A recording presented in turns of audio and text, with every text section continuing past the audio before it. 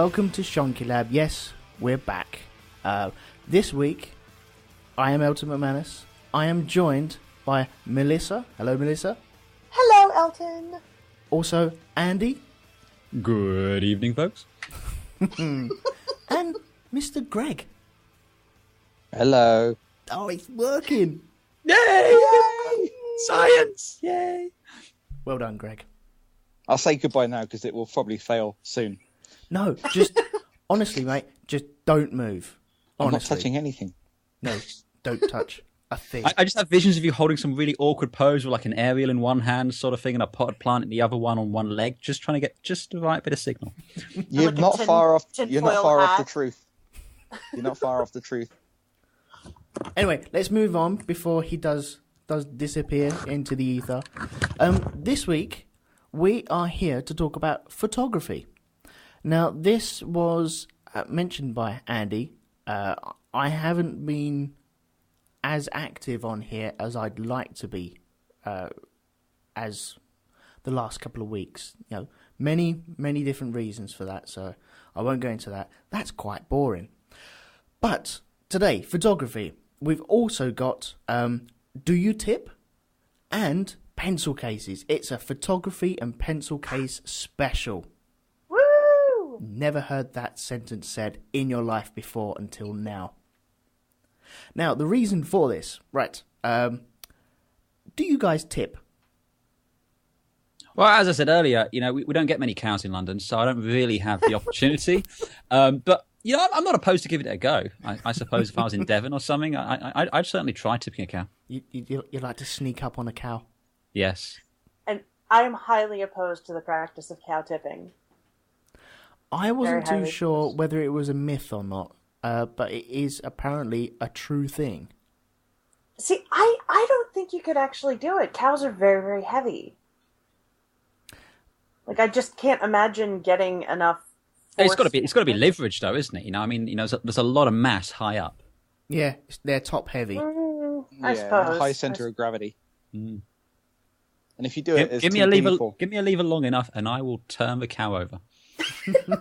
That's how it goes, isn't it? It is something like that, yes. I believe I've heard that phrase somewhere before, yes. Yes. Well, If you get a running start down a hill, that helps because then you can Oh, just yeah. shoulder barge them, and down they go. hang Well, on. if you could get the cow a running start down a hill, then he would tip himself. Well, that would be hilarious. But then there's no fun. But if the cows are standing on a hill, have they got two legs shorter than the other? Yes, and they are called Eileen. Wow. And the ones with the legs the same length are called Noeline. Jesus Christ. It's at this I know. point that I wish your internet would fail. Yes, I'm thinking the same thing. Or if they've got no legs, they're ground beef. Anyway. Oh, Jesus. Anyway, the reason why I asked, do we all tip? Not cows. Actual going to the restaurants and tipping. Because I've been on holiday recently, camping. And it was my daughter's birthday. We couldn't get into the restaurant that we wanted to get into. And so we went to a pub restaurant. It was a beautiful place with a river running by right next door to it. And the pub was empty, but it was huge, and it was obviously set out as a restaurant pub. And we phoned ahead. We said, you know, we got 12 people turning up. We need 12 seats. Can you sort us out? And they went, yes, come along. Be brilliant. And we had a brilliant time. The food was really, really good. And it came to the end of the night. We all settled up. And I didn't have any cash on me. Well, I'd already gone to the bar. I'd paid for it. And I didn't have any cash on me to tip. And I'm of the thought that, yes, you should tip for some reason or another. How much depends on how much you actually paid for. I normally go for, you know, about 10%. I know that other people require more, though, don't they? And with me not having any cash, no one else had any cash on them. So I went up to the bar and I pretty much waited there for 15 15 minutes while everyone else was piling into the car to go. 15 minutes goes, there's no one around, no bar staff, no one, absolutely no one to, take my card and pay a tip by card or something. I wanted to do something. And so we were just standing around, waiting, and then all of a sudden, the kids want to go to bed, so I thought, okay, if you're not here to take the money, then we're off. And we left. And then for the next 2 or 3 days, I was sat there going, I should go back. Maybe I should go back. But it's, a 3-odd hour drive to go back. So, am I wrong in leaving without a tip? Even though they sorted us out because, it was a birthday and stuff like that, and it was all very late notice. Next time we go down there, I will be, double tipping. But they don't know that. And they don't know me. So, is it wrong? Is it right? I don't know. What do you guys think? Well, I would say, here in America, it's completely different. Like, from what I gather in England and the rest of Europe, tipping is kind of an optional thing. Here in the States, tipping is kind of mandatory. But in your situation, I don't think that it's necessarily wrong that you didn't tip. I definitely understand why you felt bad that you didn't. And I can understand why you thought about going back to tip because, it was last minute and there were a lot of people and that sort of thing. But if there was nobody there to take your money, what are you supposed to do? Just wait around, all night until somebody happens to come by so you can say, hey, can I give you some extra money? So I understand why you feel bad about it, but I don't think it's wrong that you didn't tip. Yeah, that's what I thought. Yeah, if they're not there, you can't be held responsible for them not taking your money. Exactly. You can't blame yourself. Just to get horribly socialist for a second now, I absolutely hate and no offense, Melissa, I know this isn't you, but it's the whole US system of tipping being mandatory, and then the excuse being the whole sort of, well, the waiting staff can't afford to get by without it. So it's like, well, if you paid them enough in the first place, it wouldn't be an issue. It's like, I think tipping should be for, going above and beyond. If someone does something exceptionally good for you, like you said, Elton, they sorted you out, and if you had the money, that'd be a great one. But I don't get paid extra just because I've done my job, If I've done my job really well, then maybe someone wants to give me a bonus or something like that. That's cool. But, you're paid to do a job. You do your job. If you do your job well, then someone gives you a bonus or a thank you or a tip, whatever. And that's kind of how the way it is. Look at it this way. It's like with, sports and stuff like that.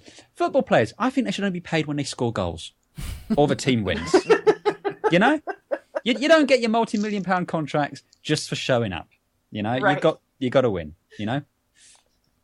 I'm of Makes the sense. Same opinion with that.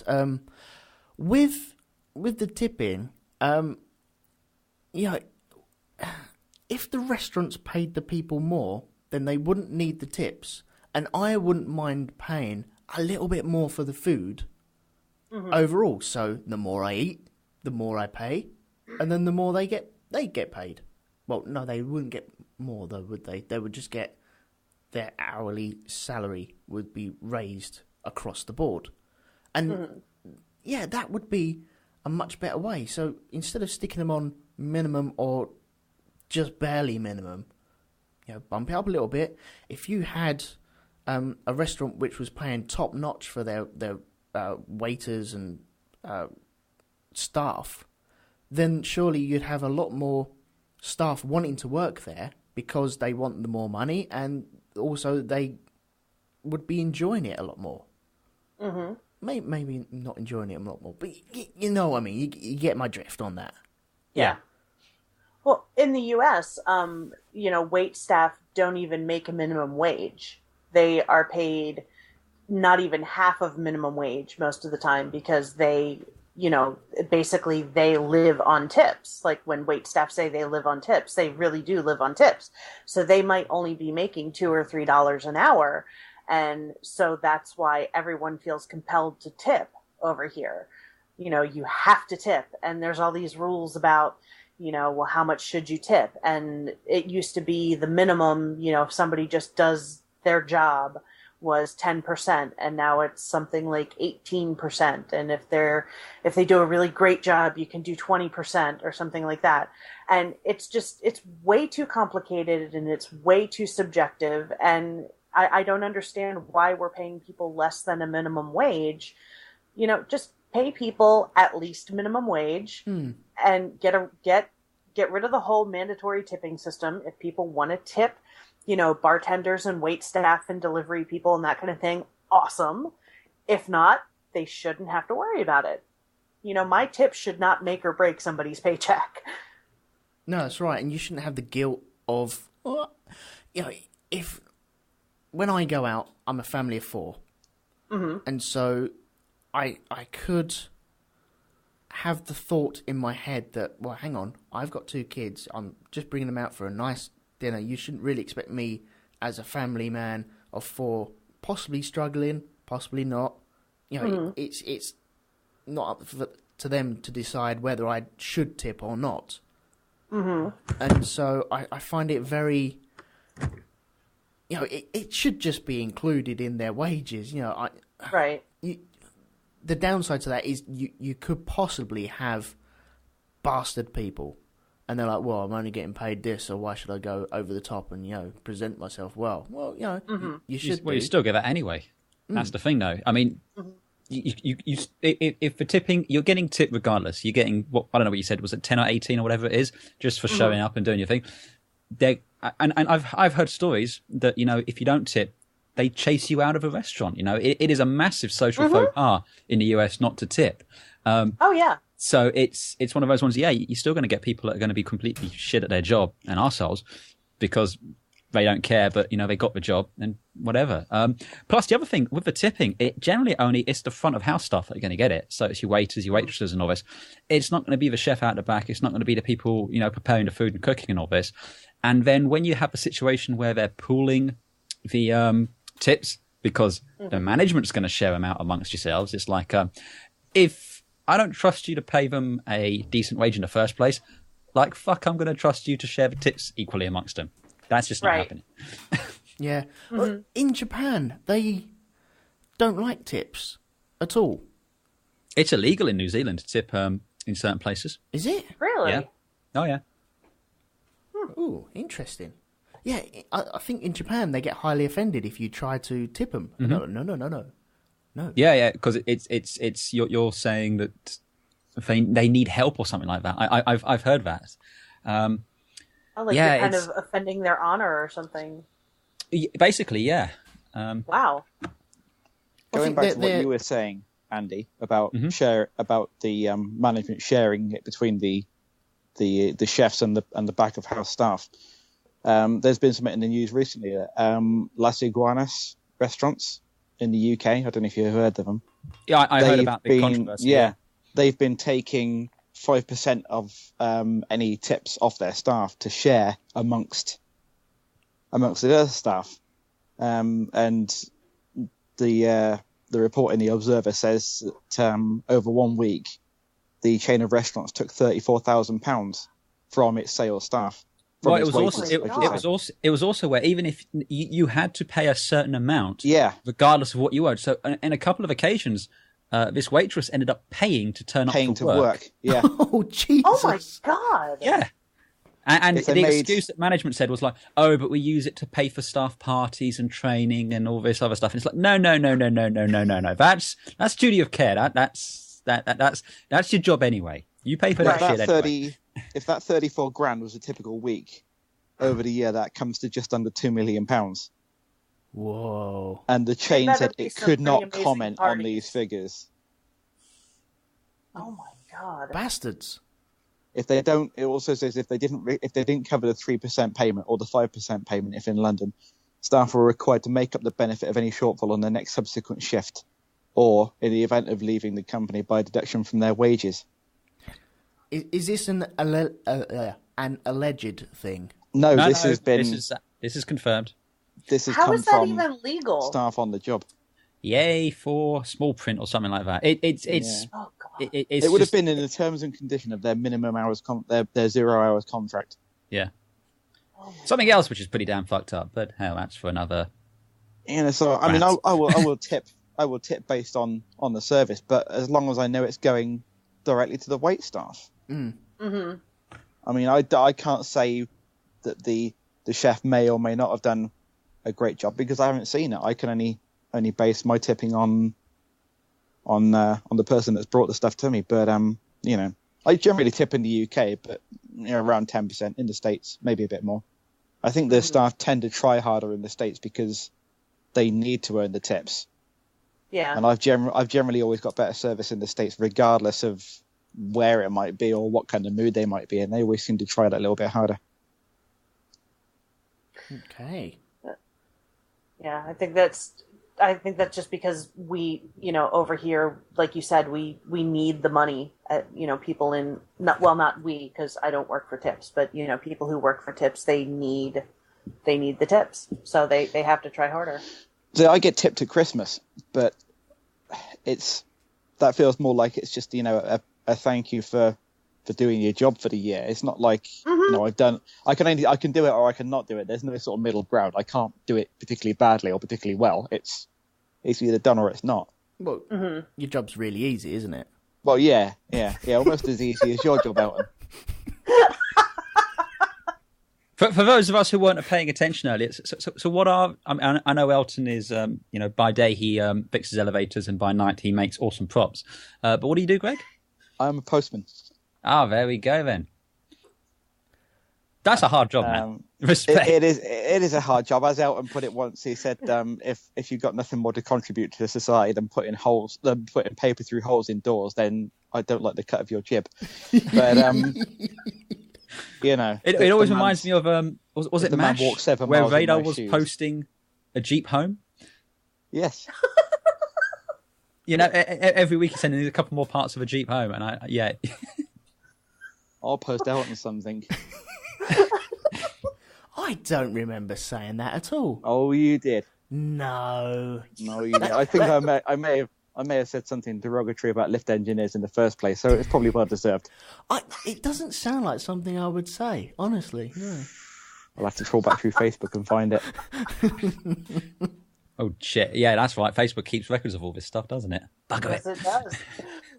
Yes, it does, because 3 years ago I asked whether an egg comes out of a chicken pointy end out or round end out first. You did, I remember that. And it came up on one of them review things of, oh yeah, share this with your friends. Do you know what? I might not share that one. Yeah, I've been seeing a lot of those things lately, and I'm like, what the hell was I thinking when I posted this? I'm not sharing any of these. But anyway, being a postman, it is just putting paper through a hole. Yeah, anyway, weren't we talking about tipping?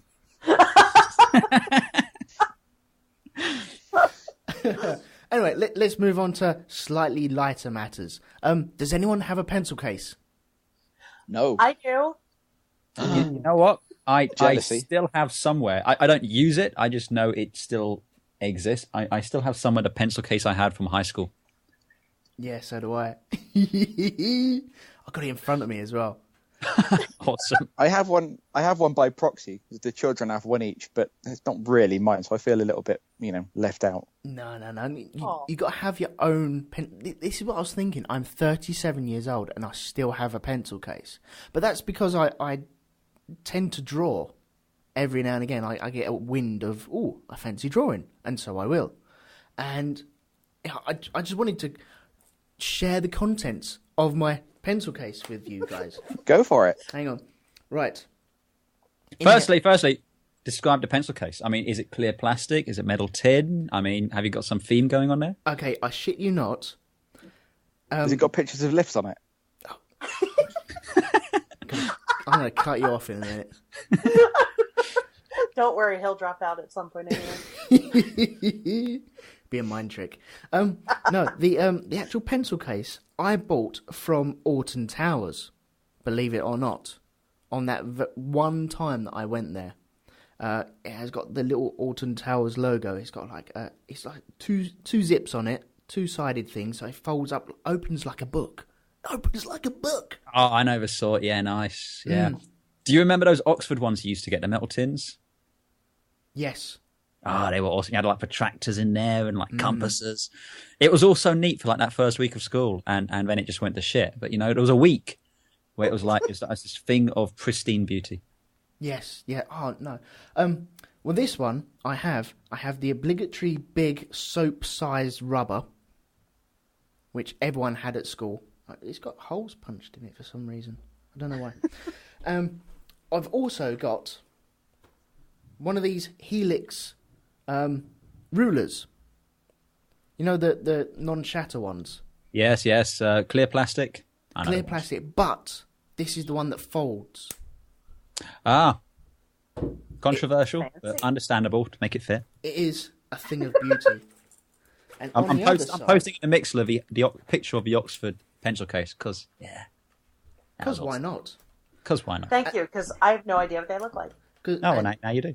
I have a selection of pencils and also mechanical pencils. Because I do like a mechanical pencil.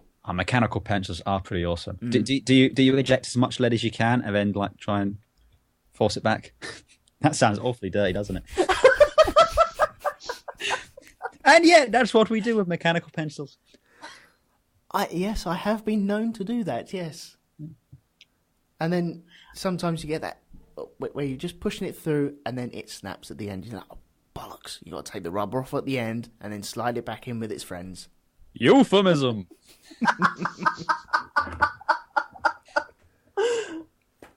Yes, so behold the beauty of my pencil case. Nice. I shall be putting it up in the Facebook group at some point later on. So again, like I said, my pencil case, it exists within the confines of my house. It's one of those things that kind of like randomly appears at points of time under be determined. But it still has the contents of that pencil case from when I left high school, which was a while ago. But I always remember when I open it up, sort of thing, it's the smell of, when you sharpen your pencil sort of thing, the wood shavings, and when you're at school, there's no bins or anything there. It inevitably gets emptied into the pencil case. And it's just that smell of lead and wood. Very nostalgic smell. Definitely. Yes. Reminds me of learning. Oh, give over.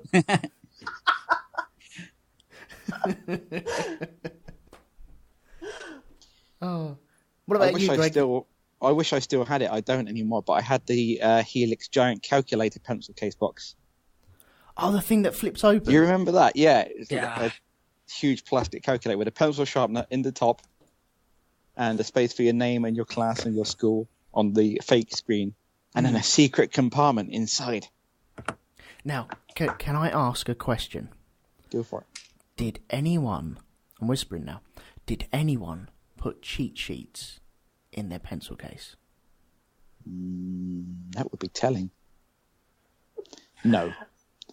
I never had a pencil case when I was at school. I didn't get one until like a couple years ago. Given that I'm a postman, does it seem like I cheated on any exams? When we did exams, if you weren't allowed to take your pencil case into the exam unless it was clear plastic. One pencil and one pen, yeah. Yeah. Really? Yeah, one pencil and one pen. That was it. And if you dropped it, you had to put your hand up, and they would bring you another one. You weren't allowed to bend down and get it. Oh, jeez. Wow. How was it living in Nazi Germany? Bloody hell. There's only 4 years between us, and our schooling was obviously a lot different. Yeah, that's true, yeah. I'm having an acid flashback, Elton. I remember I had a Formula 1 pencil case at one point. Really? It was awesome. It was... Elton suddenly jealous. It was this... I remember it had like a 1980s Ferrari on the front and a McLaren on the back. And there was buttons on it, and you pushed a button and a sharpener would pop out. And it was like a hidden compartment, and it was like the most high-tech pencil case ever. I'd try and find a picture, but I have no idea where I would even begin to look. But it was like this awesome high-tech Formula 1 pencil case. I think I had that from junior school. Wow. That was a while ago. See, there was always that day. Obviously, Melissa has just gone through this of oh, I need a pencil case. And so you go to the shops, and it is the journey to get the pencil case. And then do you get a pencil case that is full of pencils? Or do you select your own equipment to go inside it? Well, I selected my own equipment to go inside my pencil case, and mine is very boring. It's not specifically a pencil case. It was basically just like an art, container. So it has like a handle on it, and it's clear plastic. It's really, really boring, but it's functional. And it's got a lot of stuff in it. But I wish, like, you guys are talking about these really cool pencil cases, and it's like, I wish I had something fun and exciting. Maybe I should draw all over it with markers or something.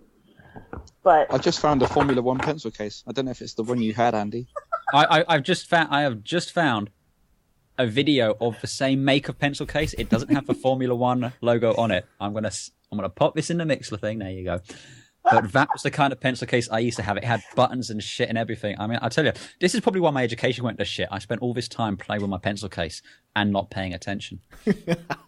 Euphemism. I'll post this one I found in the Shonky Lab page. But it's got the Brazilian Grand Prix and a picture of a Marlboro Formula One car on the front. It's got buttons. It's got buttons and a It might be sharpener. it. Yeah. Oh, post that picture, motherfucker. Let's see if that's the one. So I'm just trying to skip oh my god! Yes, the flip up. Yep, and it's got the magnetic clasp. Yes, that's awesome. Yeah, that's the one. Yeah, that's the discerning gentleman's pencil case right there. That's what pencil cases of the future were going to be like in the 80s. Oh, I forgot it had the thermometer on the thing. What use is a thermometer in school? And yet, they had one. No, thermometer, because if the temperature went below 16 degrees, everyone in the class would shout that they can go home. Because that was the rule. I think it was anything below 16 degrees, you was allowed to ask to go home or to be moved to a different room. And we really? would... Yeah, and there was thermometers in our chemistry classes, obviously. And other rooms as well had thermometers. And they were normally on the blackboards, hung on the wooden slats on the blackboards. Yeah, and we had the thermometers too. Yeah, and we would keep an eye on that bastard, and we would just... See, they never told us that shit. We weren't told if it got below 16, you could go home. No, it was the law. It was definitely the law, and not in Swindon, it wasn't. It didn't work for us because I think the heat of everyone's vision on that thermometer, I swear, it stopped it from going below 16 degrees. There were a couple of times when it did go below, and the whole class erupted saying, "It's below 16 degrees!" And we would just barrage the teacher with, "No, you got to move us, or we can go home." This teacher's there going, "Look, don't be a dick. It's not going to happen. Really not going to happen." But, oh man, if I was in class now, I would have a thermometer. Definitely. That's why you need it in your pencil case. Oh, well, there you go. Although you'd have to say it's susceptible to kind of like, you put a block of ice underneath it and then, "Oh, sorry, miss, got to go home. The temperature's dropped." The picture you posted, Greg, very similar, but not quite. Yeah, but, that is pretty much the same model of pencil case. But, yeah. I want one of those. That's terribly exciting. See, come over to England. You get all this goodness. I know. I'm trying. There are so many reasons I want to move to England, and now pencil cases are another one. You can't find that shit here. Yeah, it's kind of a staple of. Right. Okay. One. That's saying, is it stable or staple of the diet? Staple. Is it staple? Staple. Okay. Well, yes. Yeah, it's part of our diet as a child to go and get the pencil case. And, my daughter has 4 or 5 upstairs, and they are crammed full. But we also have a tin in our front room just full of pencils because Amanda's a childminder. And so the kids have their own pencils, and then there's a big box of pencils which any kids can just destroy.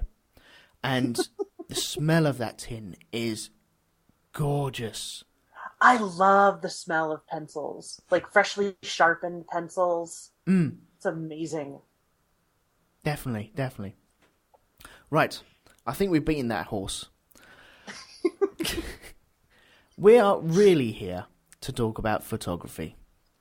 You three are photographers. Would you all label yourselves as photographers or amateur photographers, or how would you label yourselves? We all take pictures. That's about as far as I'm willing to go. I'm a student photographer. That's what I'll say. I'm studying to become a photographer. I own a camera. That's as far as I'm willing to commit. So you're just as much as a photographer as I am?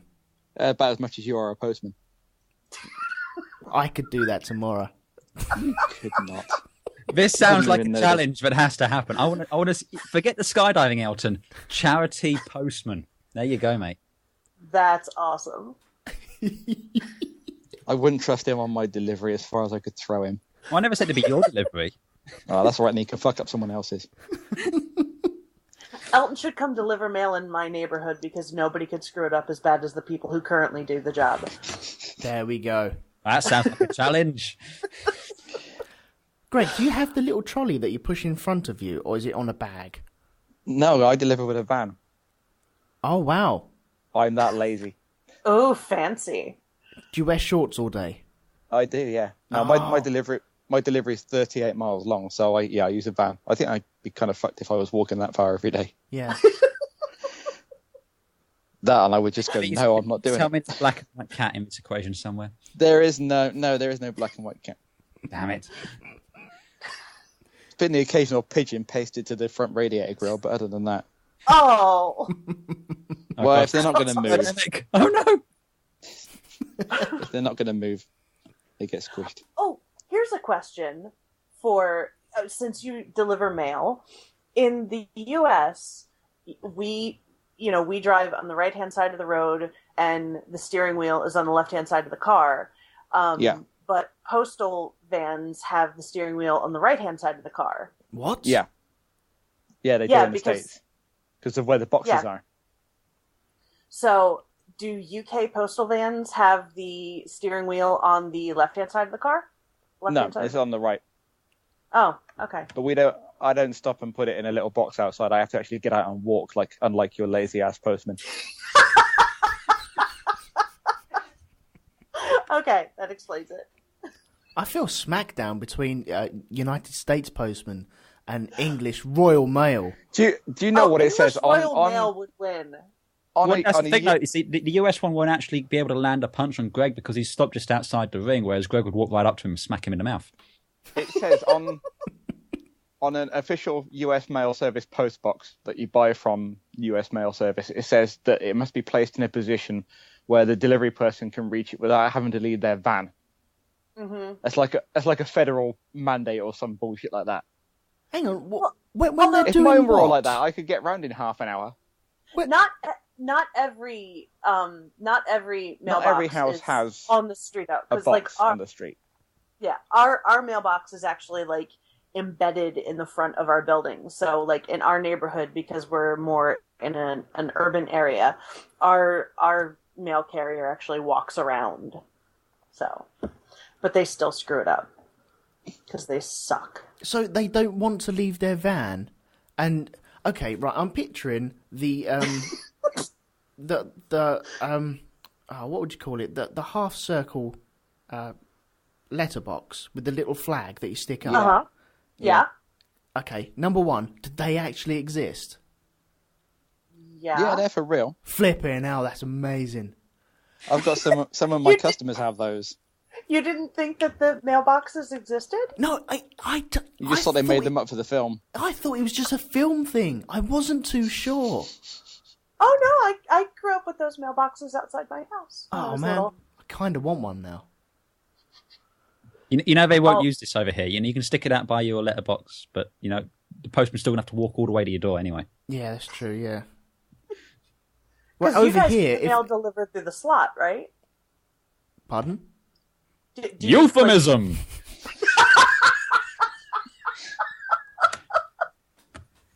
Yes, yes. The man I try and dressed in deliver red. to the back door if possible. Easy, Tiger. Oh, behave. I get the feeling that if I had thing. one of them American-style letterboxes, then if I stuck it out there one day, if I built it and then put it out there Sunday night, Monday morning, it's gone. Guaranteed. What? You give it that long? Yeah. Turn you back for 5 minutes. By the time you've walked back to your house, it's gone. Yes. Next time I leave my house and notice where my letterbox was, then yeah, it's gone. Definitely.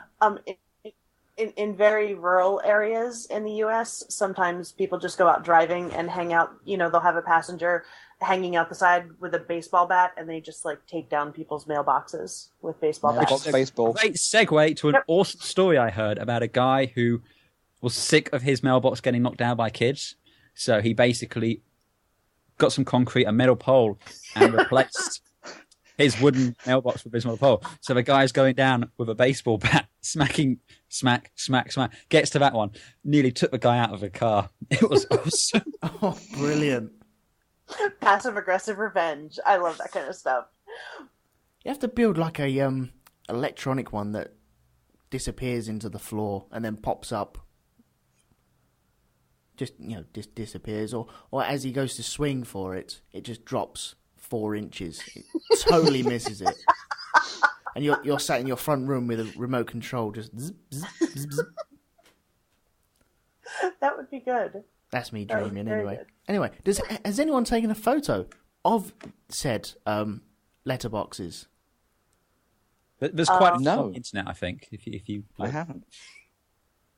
I could do. Oh, There's a had couple on we? my delivery. Had we done it? I'm trying to segue into photography from letterboxes. I don't think I have, but I could do. I've taken photos through people's letterboxes. Does that count? No, but that might be a crime. my boss isn't listening to this. It's all fun.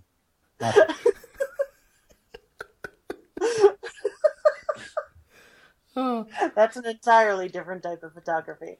It begs the question, Greg. What have you seen through letterboxes? Nothing through letterboxes is what I've seen through windows that would bother people. It also begs the question, Greg. What have you seen through windows? You don't want to know. This is a whole new topic. What have you seen through a window? That's brilliant. Well, I'll What does tell you the what, I'll help you postman segue here, Elton. What is the most interesting thing you've taken a picture of, Greg? See, segue. See how that was? See? Ooh. Connecting the dots. Connecting the Nice dots. one, nice one. It's all High connected. five. Shit magic. Sorry, Darren. The most interesting thing I've taken a picture of, possibly Elton's head this weekend. You got a picture of my head? Because everyone was trying to touch it. I thought, well, I need a photo of this. That was a good picture. Is that the one from the room from upstairs? No, because I was on the outskirts of the circle. I couldn't quite reach, so I had to make do with a photograph. Oh, you were trying to touch. Yes, I was trying. I couldn't reach down. Oh, I was okay. too far away from the head. Well, you see, you're going to have 6 more months of winter, I'm afraid, Greg. Damn that! M's the rules. I did go out with the camera on the Sunday morning after the shindig and take a number of photos in and around London before And I heading was home. insanely jealous of those photos as well. You know, I live in this fucking city and I don't take pictures that good. Bastard. Yeah, I was I think telling him before you came on that they're really great photos, and Greg's like, yeah, they're okay. I think that you see it every day, though. It's because I don't see it that often. I maybe see it with a different eye and think, that's Well, tell me if I you don't know. guys. So generally speaking, when I see the pictures that you've posted, especially on the Canon site, I'm in awe of these. I'm like, bastard, taking all the pictures and all this. And some of the ones Melissa took as well were really good. There's one you took Thank you. of Brooklyn Bridge. Yeah. Send it over to me. You know the one I mean, sort of thing. Mm-hmm. So do you guys find when you're looking at other people's work, you're like, wow, that's amazing, and I am just such a fucking fraud, and I have no idea what I'm doing? Because that's pretty I much feel how like I that go all through the my time. entire time. Any time I look at either the the Canon groups on Flickr or the black and white groups on Flickr or Facebook. And I think I shared this with Melissa and I think yourself, Andy, a little while ago. There was a link that Scott Kelby put up from a tour he did around some theatres and opera houses in France. And I just looked at them and nearly threw the camera in the bin. I thought, I can't even compete. They were absolutely mind-blowing. Scott Kelby's work just makes me want to cry. Yeah. He's just so good. Yeah, you see these things people do, and it's just like, I know technically how to do all of this, and I can access this place. There's nothing there that I cannot do, and yet I do not do it. What's wrong with me? And then at the same time, occasionally you get a picture, and it's just so you take one, and you think, yes, this would be worthy. This would be worthy. And when you see something else done, it's like, no, it's not. I'm going to go away. Yeah, like that's how I felt last semester. For the class I took last semester, we had to do this series of 8 photos, and we had to, put together like a whole artistic theme and all this kind of stuff. So I took this series of 8 and I called it Eternal Ephemeral. And it's basically like long exposures at night of, landmarks in the city and, just all yes. the lens flares. I've seen those. They were awesome. I thank you. That's a series that I want to keep working on because I flippin' love doing that. And Greg, I actually have to thank you for kind of getting me started with that because that was all like a takeoff of Ripley's Luxembourg. Yeah, because I studied her at college. Yeah. You got me started on her, and she's like my inspiration now. Yeah. But one of the shots. Her work is incredible. Oh, isn't it though? It's just night. Just the vibrancy of her nighttime photography is it's like nobody else's, and it blew me away. Yeah, it's like she'll photograph a scene that you might have seen before in the daytime or even at night, but it looks like a completely different landscape, and it's just she's mind-blowing. Her work is phenomenal.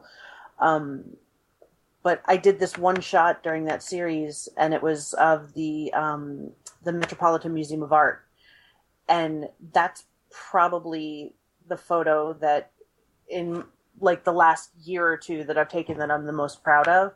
And I look at that and I'm like, that right there, okay, I'm a photographer now. Yes, this is it. And then I go out and I shoot other stuff and I'm like, I'm a fucking miserable failure. This sucks. What's wrong with me? And it's I know exactly what you mean. Yeah. Scott Kelby does the program, The Grid, and every few months they'll do a blind critique on there. And they did one a little while ago, and I submitted 5 images to it, and they got picked to be critiqued. Oh, wow. And he basically tore me a new one. Oh no! And I just felt so heartbroken that I thought what I thought were good images, but when I looked at what he said and why he said it, and then sort of spent a bit of time thinking about it, he was actually right. And I went to a seminar I was in London a couple of months ago, and I spoke to him after the seminar, and I said that you really tore into some of my images. And he said, but did it make a difference? I said, well, yeah, definitely. He said, because now I'm doing this. And I showed him a few recent ones, and he was like, yeah, technically much better.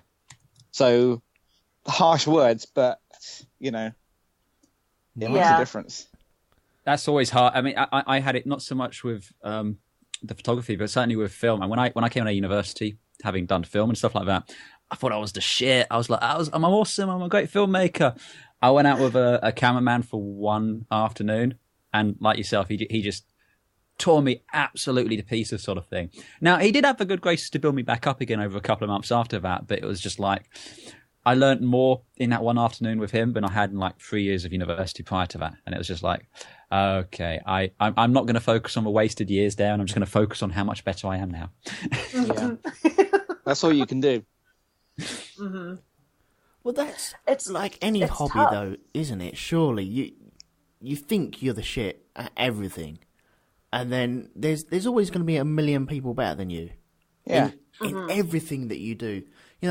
When I was teaching myself guitar, I thought, I was getting good at one point. I thought, I didn't think I was Jimmy Page, but I thought, do you know what? I'm all right. And then I'd go around my friend's house who was really good on guitar, and I'd just sit there going, "You bastard, you fucking bastard." I don't have any delusions there. I know I can't play the drums for shit. Even though I've been having lessons for nearly 3 years now, I'm still useless. Yeah, but okay. Seriously, it's embarrassing. Is it because taking a photo, everyone has access to that technology now? And so everyone will take a good photo. Not every single time, but they will take a good photo at some point. But to be able to recreate it and keep it consistent is the thing, which, even the best professionals struggle with from time to time. Yeah. I'll go, a couple of thousand shots over the course of a month, and only 10 will be keepers. But then another time I'll do a shot of 20 photos, and they'll all be good, if not, definite keepers. But isn't it easier to get into photography now? Because just for the fact just for the fact that you turned around just then and said, "I'll take a couple of thousand photos." 10 years ago, you couldn't do that. Depends what you want to do with the photography. Yeah, it's so broad. It's like taking pictures of architectural photography is not like product photography, is not like wedding photography, it's not like aviation photography. I mean, I can take a picture of a plane and do a reasonable job of it. You ask me to take a picture at a wedding, no hope. Not a chance, not a clue. It's no. I'm going to be more interested in a bloody plane flying into Heathrow than I am of whatever's going on up this bloody front, It's just, it's different.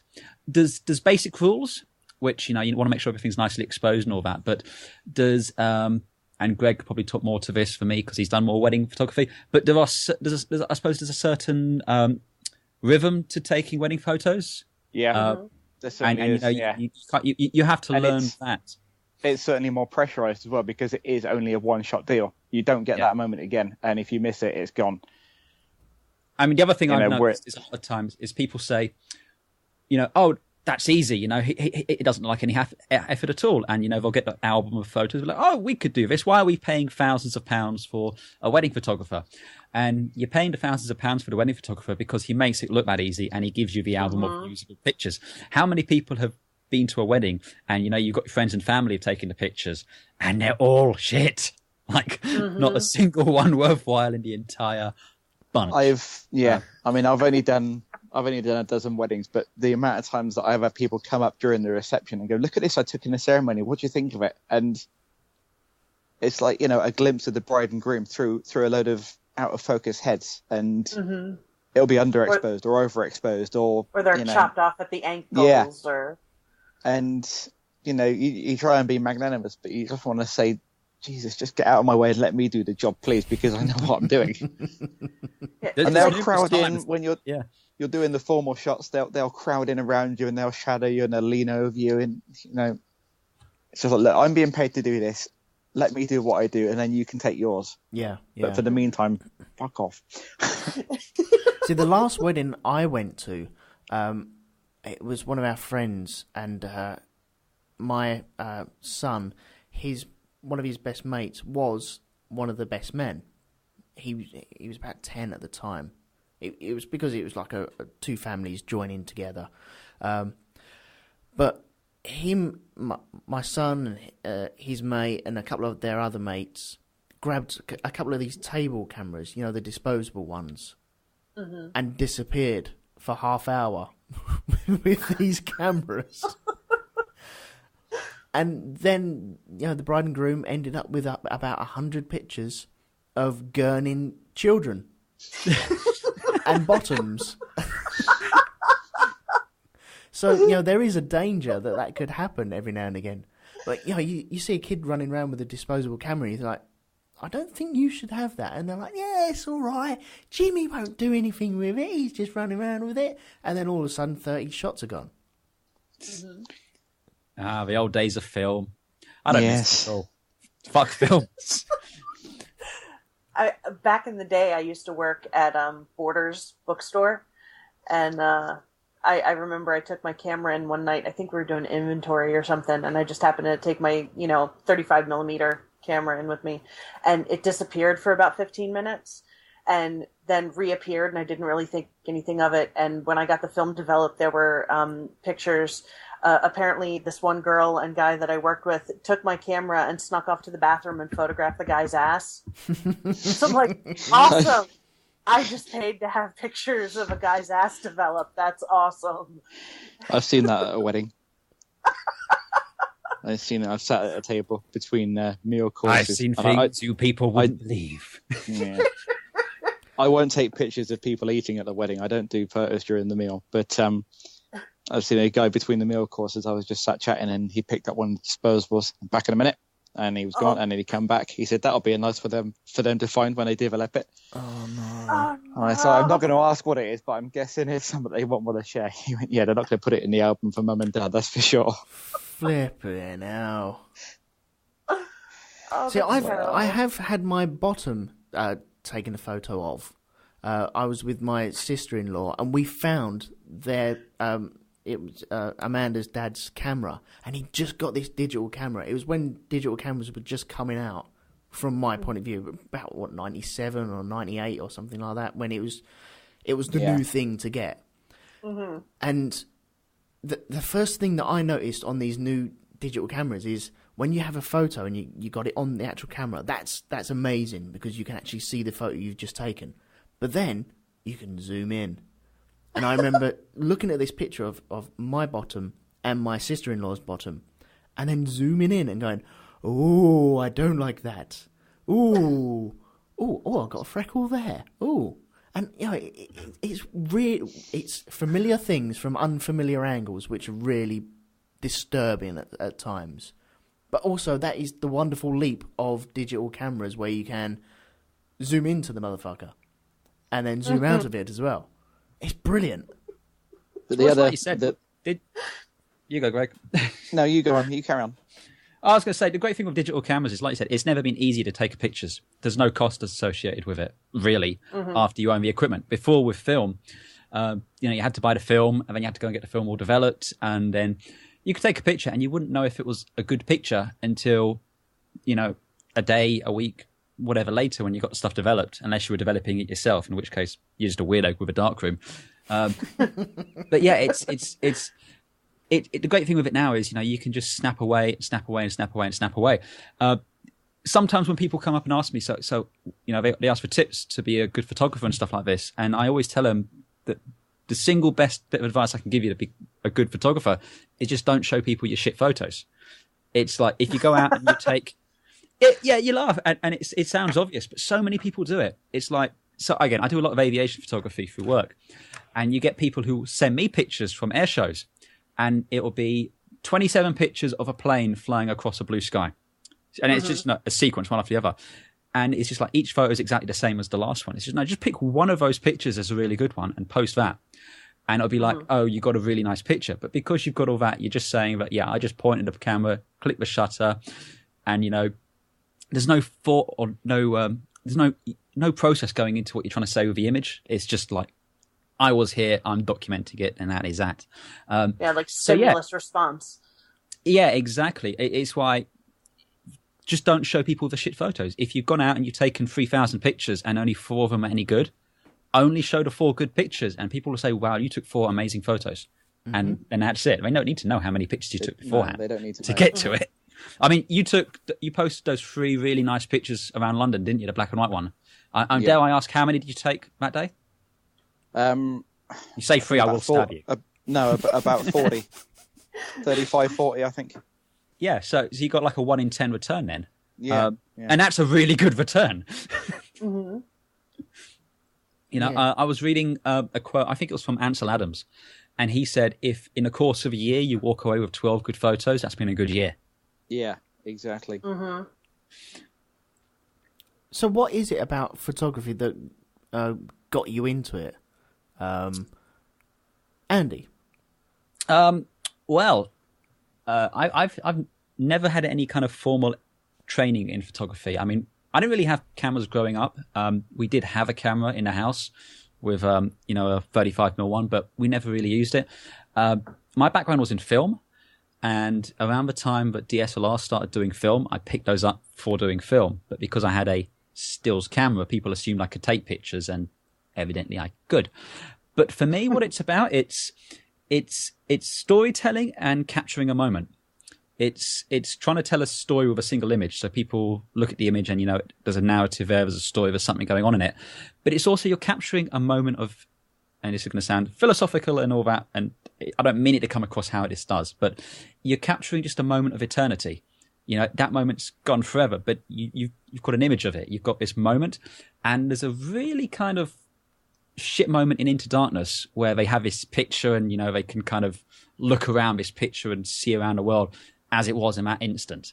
And I kind of like that. I took a picture once of a street in London, and, it was... there was a bus going through it. There was some windows and reflections, but you can see other stuff across the road in this image and this reflection and all this. And it's just this little moment of time kind of captured there. And that kind of fascinates me. And I like going out and just capturing those little moments. That's what appeals to me. I mean, there's other aspects of photography I really, really want to get into, especially astral photography, taking pictures of the galaxy and the universe and all that. Because I see some of the pictures, Mark G, he's a famous New Zealand photographer, and it's just stunning. And again, that kind of connects to this whole capturing these little moments of eternity and just showing this sort of beauty there. All the time lapse photos that they do, and don't they normally take 3 or 4 different photos and then layer them onto each other? Oh, the big universe panoramas. Usually like the Milky Way ones, or the ones of Jupiter, to get all the colours in there as well. Oh, they're like dozens of pictures all kind of stitched together. I mean, that's the other thing. There's so much. It's not just taking a picture now. There's a lot of post-process which has got to go into it. And that's a completely separate art in of itself. You want to... It's almost like when you're out taking a picture, you're not just looking at what you're seeing through the camera, through the lens. You're also seeing what it's going to become once you've finished messing around with it in your computer and cropping it and telling that story with this image and putting it out there.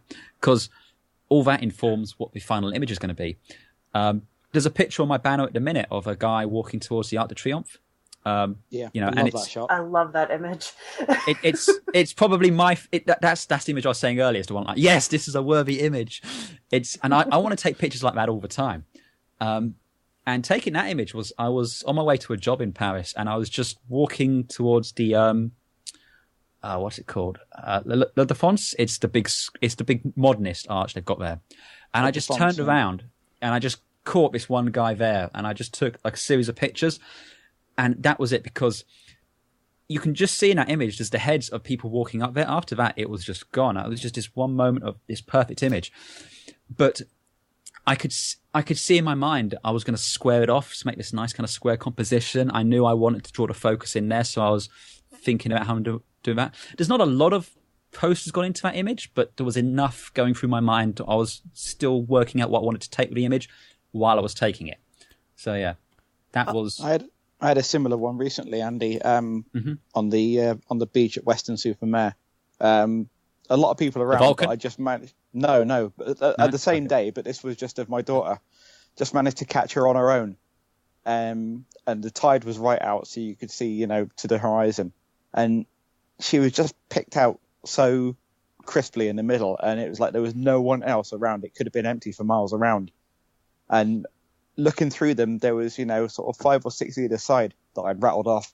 And they were like, yeah, there's a bird, there's another person in it. And it's this one in the middle. She was just completely isolated. And when it came up on the screen, I just stopped dead and looked at it, and it took me aback. Because it really conveyed a sense of, isolation that the others didn't. So it's like you said, it's catching that one little moment that's not going to happen again. I had a moment like that a few months ago. My mom and I took a road trip to Virginia Beach to visit my stepbrother, and we were driving back up, and we stopped on the end of the Chesapeake Bay Bridge Tunnel. Not that you guys know what that is or where that is, probably, but it was, a bright, sunny, beautiful day, and we're standing at the side of this this turn off on the highway, and you've got water stretching out for miles on either side, and we're just getting out to stretch our legs, and my mom is standing there, and she just kind of leans back and reaches her arms out to her sides, and I am snapping photos and just managed to get this one shot of her, and the way that she's positioned in that frame and the way that I captured her in that one moment just standing there by herself, it was just this moment of just capturing a moment of like pure like joy and like reaching out into eternity on either side, and just, you know, freedom and basking in the sunshine and everything, and capturing moments like that, like what Andy was talking about, you know, just capturing these moments that are never going to happen again. Like, that's what photography is about for me.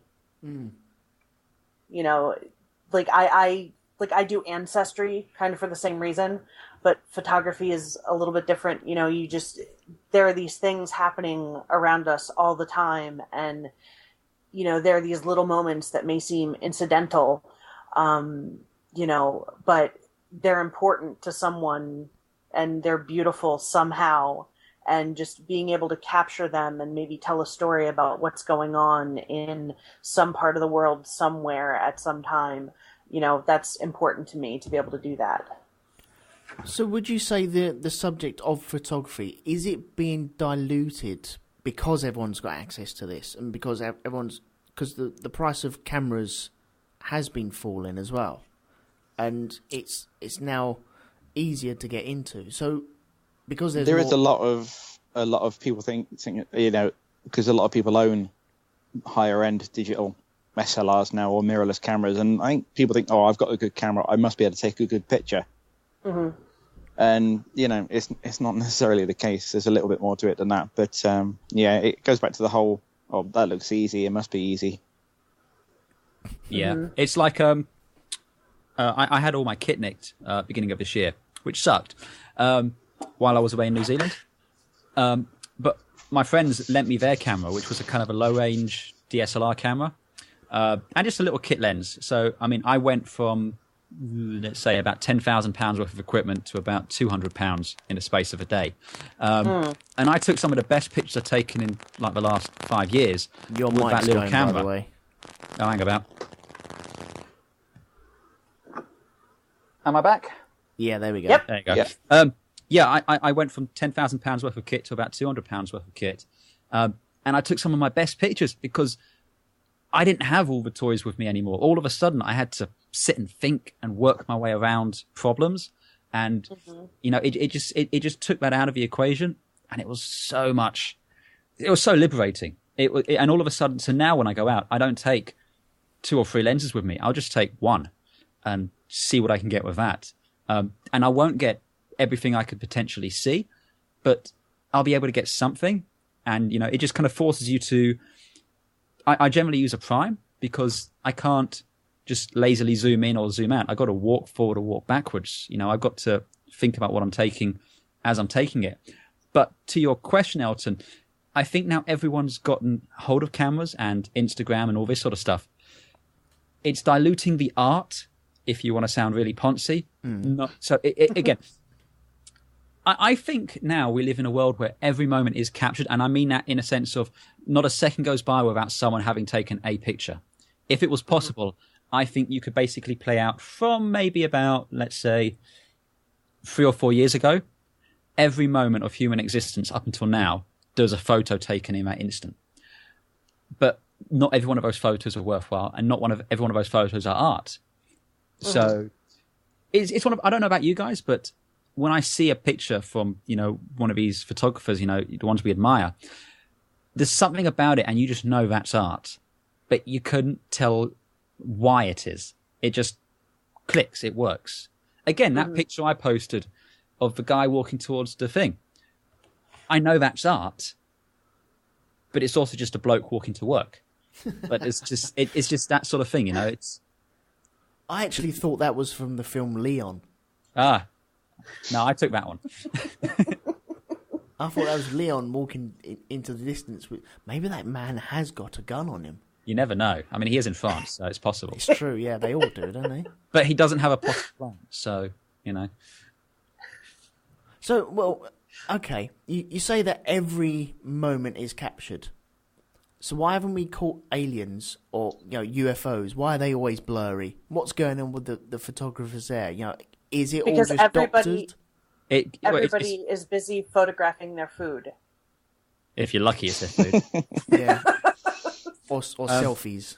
No, it's an actual phenomenon which people have remarked upon. It's that ever since cameras became so ubiquitous, the sightings of Bigfoot, the Loch Ness Monster, aliens and stuff like that in the sky have decreased exponentially, because all of a sudden, you've all seen that famous picture of Bigfoot, yeah?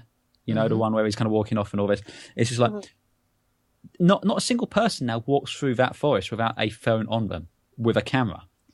And it's just like, so many of these things, otherworldly kind of supernatural things where I'm trying to say this in a way which doesn't sound terribly disrespectful to people who believe in this, but all that bullshit which people believe in.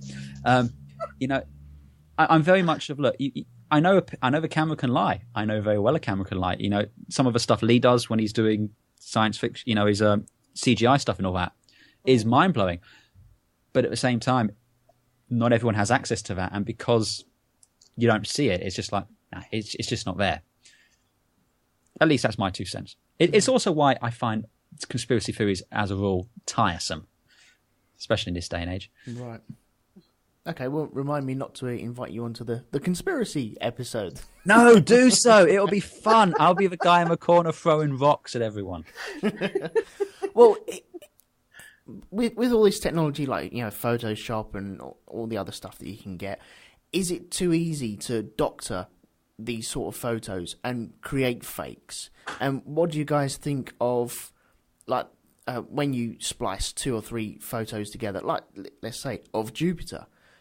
That's not a real image of Jupiter. That's 7, 12, 20 photos spliced together to get the best, corner there, the best bit down there, the best bit up there, all put together to create one big photo. Is that still photography in its greatest essence? Oh yeah, I mean, I think so. Something like that. I think you're basically putting photos together and manipulating photos for a practical purpose. I mean, you might not be able to get, depending on the camera that you have or the image sensor that you have, you might not be able to get the whole thing that you're trying to photograph in one frame. So putting everything together, using multiple exposures is fine. But I think when you look at other types of photo manipulation where you're actually changing details of images, like trying to, composite someone's head on someone else's body, or, change the way a person looks, or change someone's hair color or skin tone, I think that's where I kind of draw the line. I think that's disingenuous. And I'm not down for that kind of thing. Yeah. What about yourself, Greg? Do you like mucking around with the photos before or after? I tinker with them a certain degree. Most of the ones that I posted from this weekend were messed with, basically. But only to the point of turning them black and white and bumping up the contrast to give them that kick.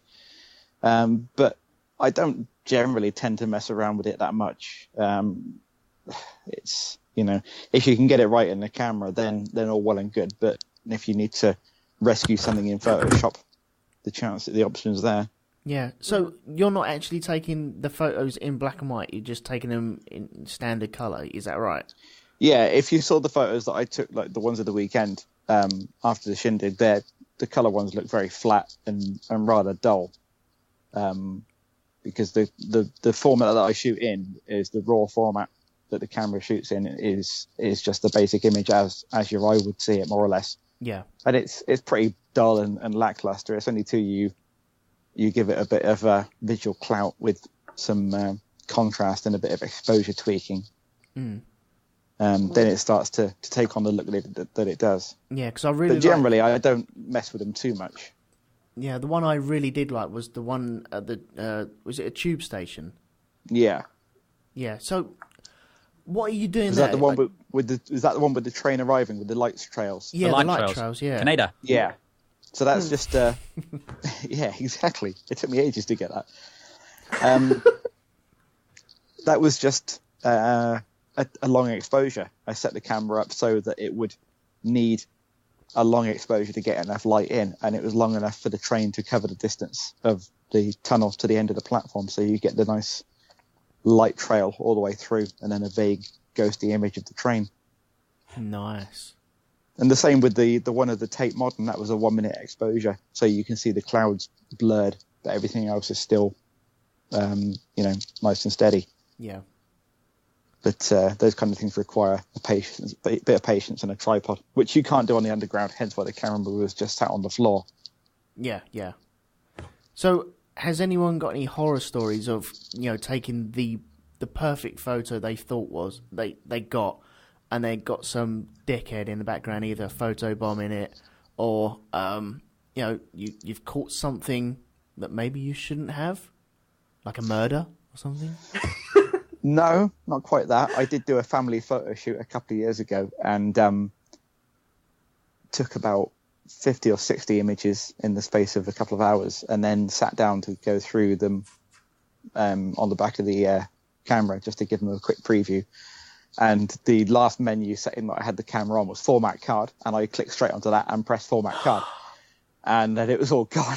Oh no! So yeah, that was my uh-oh moment.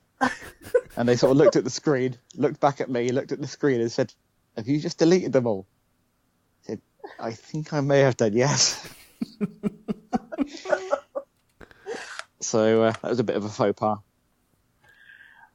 When I was going out shooting the images for that one series of 8, I went out, I think, on my second day of shooting for that, and still had my settings for the previous day. And I had been shooting in daylight when I first started that. So I went out shooting the next day, but at night with the settings from the previous day, and everything went horribly, horribly wrong. Ooh. Yeah. So I think I must have shot like 50 or 60 images before I realized it, which is why I now always look at my first 2 or 3 images before I continue what I'm doing. So I don't have to go through the heartbreak of having to scrap, It's easily done as well. Yeah. Especially if you're shooting in complete manual mode and you're responsible for everything the camera does. It's easy to think, well, I was indoors in a dark room, I had the shutter speed really low, now I'm outside in bright sunshine, and you end up with just a completely white screen. Yeah. You think, what happened? What's going on? And my school, for my classes, from day one, everything has been manual mode. We're not allowed to shoot in any other mode. So it's I'm used to that now. Even when I'm doing stuff, just personal stuff, I'm in manual mode. So yeah I forget. Aperture priority for the win. Sorry. That's not even allowed. You say that. I will use. It's. Well, I was going to say those. You got that photo bundle pack, yeah, Melissa? Yeah. Yeah. There's a whole video in there about why you should not be in manual mode unless you absolutely have to be in manual mode. Well, okay, but it'll if I put it in aperture priority mode, that'll show up in the metadata, right? Yeah. Yeah. See, and my instructors check the metadata. Oh, that's just mean. That is. I'll use manual aperture and shutter priority for the most part, but it just depends on the circumstances. When you get to when you're shooting something, you'll know what you need to shoot it in, and you'll do it in that mode.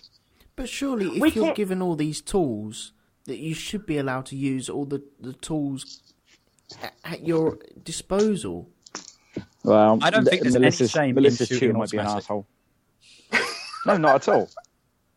Well, no, it's about learning how to make sure that, we can get a proper exposure and proper color balance and all that kind of stuff, on our own. Because if you put it in automatic mode, then the camera kind of does all that stuff for you. So I can understand that, but it'd be nice to be able to use aperture priority or shutter priority, or even like auto bracketing. We're not even allowed to use that. See, that pisses me off. That just strikes me as being awkward for the sake of being awkward. Because that's very restrictive. For me, it's very much a case of, with photography, like I said, it's about the moment. It's about just capturing that moment. Now, like you said, you're walking down the street and all of a sudden you see something, it's like, I want to get that picture. If you're in manual mode and you have to go and check your settings because you were in a dark room the other day and now you're outside in bright sunlight, by the time you've got your settings all sorted, that moment's gone and you've missed that image. Yeah. Whereas I think there's no shame in shooting an automatic if that's the quickest way for you to get that image. I mean, don't get me wrong. Photographers will look so far down their nose at you, you won't believe it. But it's still a case of, I'd rather shoot an automatic and get the image. And get the shot. Right. Yeah. But that's the most important thing, is getting the shot. Mm-hmm. But, although I think this semester...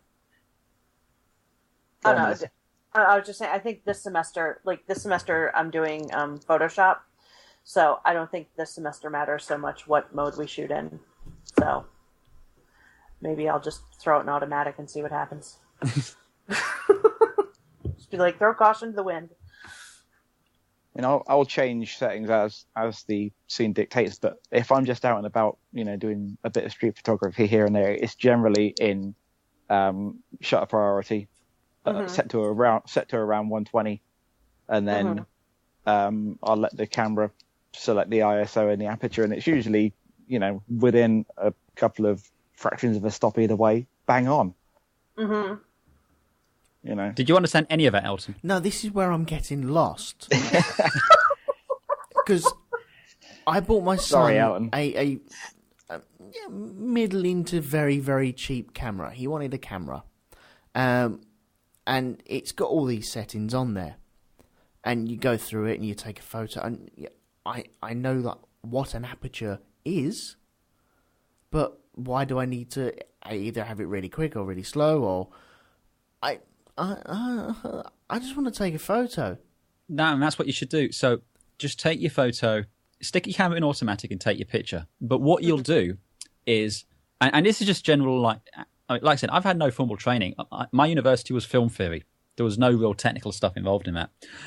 Everything I've learned on the camera, it's just learned by playing with it and figuring out stuff. When I first started, I shot everything in automatic.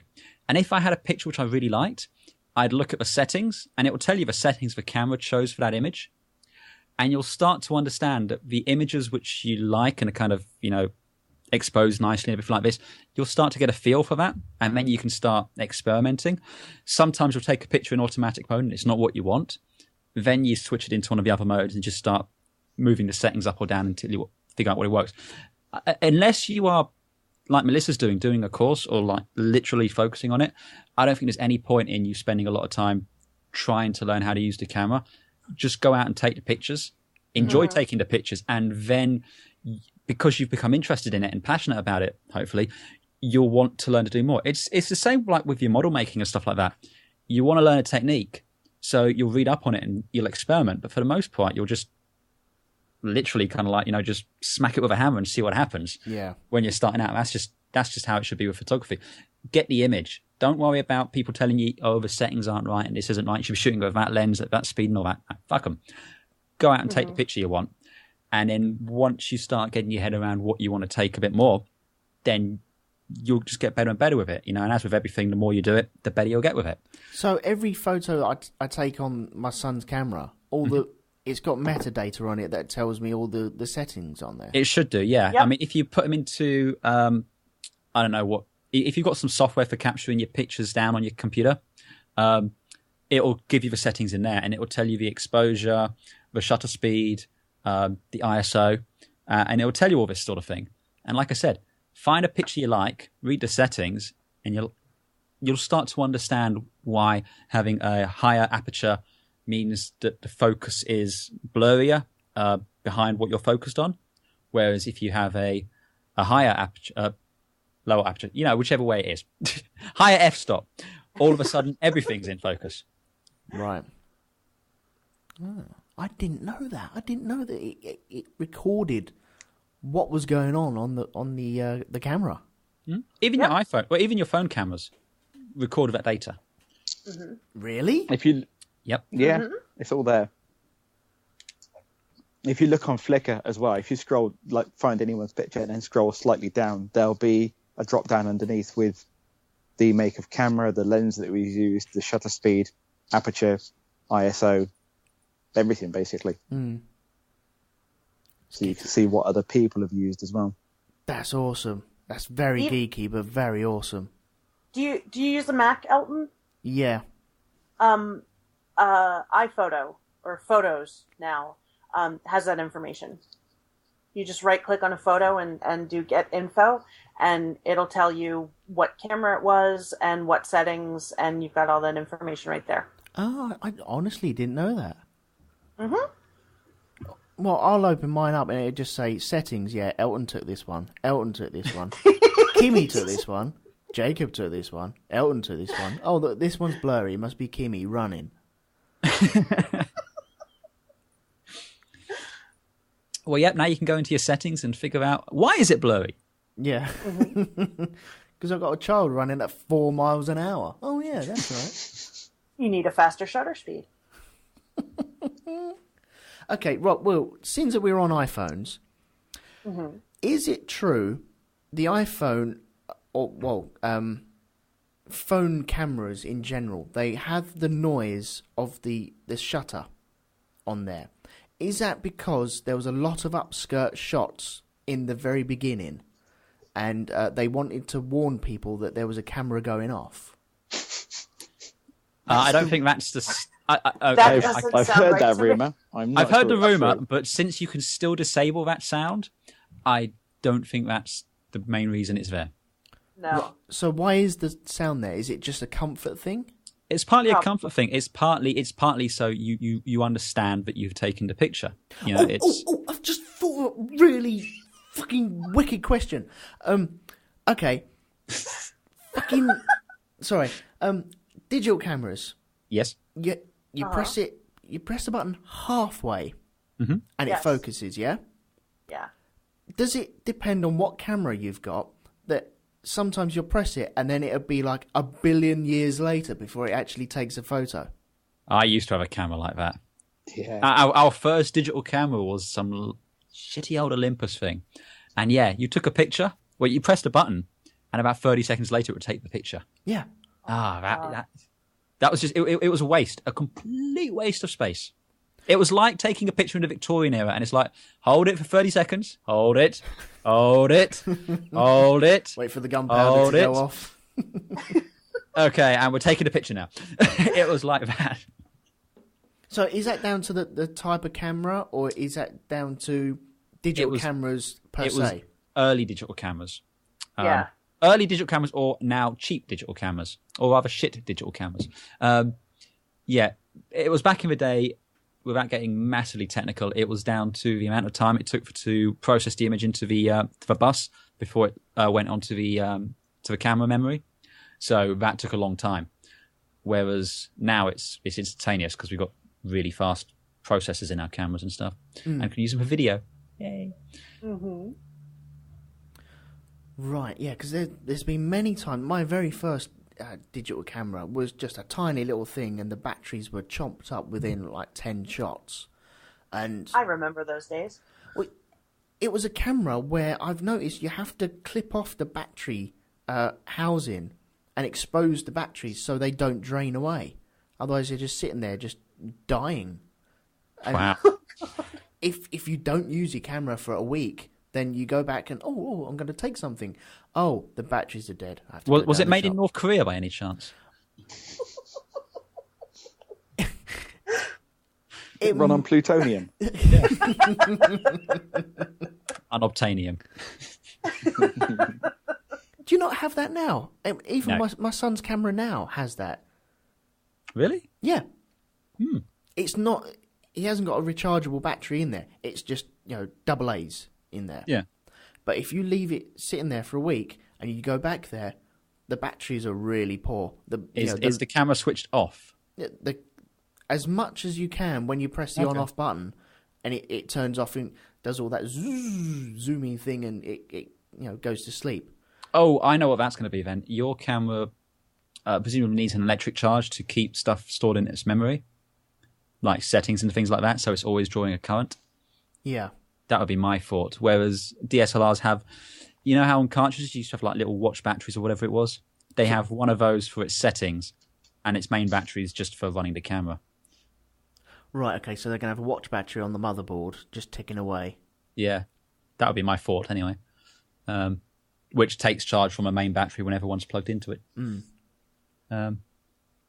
Yeah, but I mean, cameras these days for DSLRs, I mean, phone cameras are infinitely better than pretty much any cameras that have been up until this era sort of thing.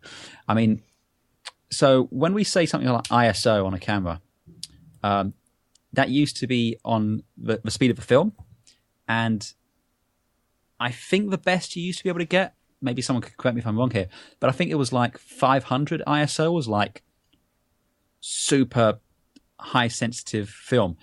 And that means it's very good in low light. It allows a lot of light to be captured onto the film and exposed. I've got a 7D Mark II here in front of me now, and the highest ISO setting on here is 51,200, which is insane. I think if I was to take a picture of the back of the lens cap, it would show detail. I'm tempted to test that, actually. Wow. Did you hear about the new... Is it a Sony, I think, that's got like 14 million ISO? Yeah, the new Canon, 4 million ISO. Oh, it's a Canon. Okay. Yeah. It's I mean, it's all noise, but... And they've also doing 128 megapixel sensor. Wow, that's kind of insane. Are people shooting billboards in the darkness of space? Is that what they need this for? It's the same with TVs. It's like they've announced 8K TVs now. You can't see that though. Well, my eyes don't even see it in HD. You can't transmit it. You have a TV of which you cannot process or show anything. Just so you can say, I have an 8K TV. Mm-hmm. Just for the privilege of paying the money to say you have it. Yes. Oh my god. So, okay, right. What about history of cameras? I will take you through my history of cameras. My very first camera was given to me by my nan, my wonderful Nan Mac, and she gave me one of these rectangular cameras where you slid it open and the button was exposed, and then you could see through the middle. I never saw. Did you used to? The film had like, it was long and thin and had the two spools in each end. Yeah. Mm-hmm. Wasn't that Instamatic? It wasn't an instant camera. You started to develop it. No, it was no. Was it called Instamatic? I'm not sure. Or am I thinking of something else? I know the ones you mean. It was my nan's one used to have the handle used to fold over from the top, and it looked like a pistol grip. Oh, no. This wasn't like that. No, I've just Googled it. Imagine it was probably about maybe 2 inches deep, maybe an inch thickness, and about 4 inches long. And then you put your hand on each side of it and pull each end away. And in the middle, you'd have a spy hole. I know the one you mean. I know what you're talking about. It was a 110 film camera. That's what it were. Yes. Right, let me just... To Google. To the internets! I had one of those. And my dad also had... we bought him for, I think his 45th birthday, we bought him a disc camera where the film was actually a disc that you put inside. It wasn't like a compact disc. It was... I know the ones. Yeah, it looked like a Viewmaster. That's it, yeah. Those things were terrible. Yep, they were. They were absolute gash. Yes, the 110s. Yeah. That was it. All in black, though. Yes. I was thinking. I've just found on Google myself. I was thinking of. It's called the Kodak Pocket Instamatic, and it's like a looks like a large TV remote with a viewfinder at one end and a lens in the middle, right, and a big plastic bulb flash that sits on top. Yes. Oh. And the flash you'd have like 12 flashes in one block.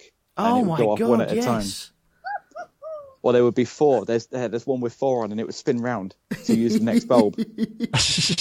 That's I right. Yeah, think because I actually had that camera.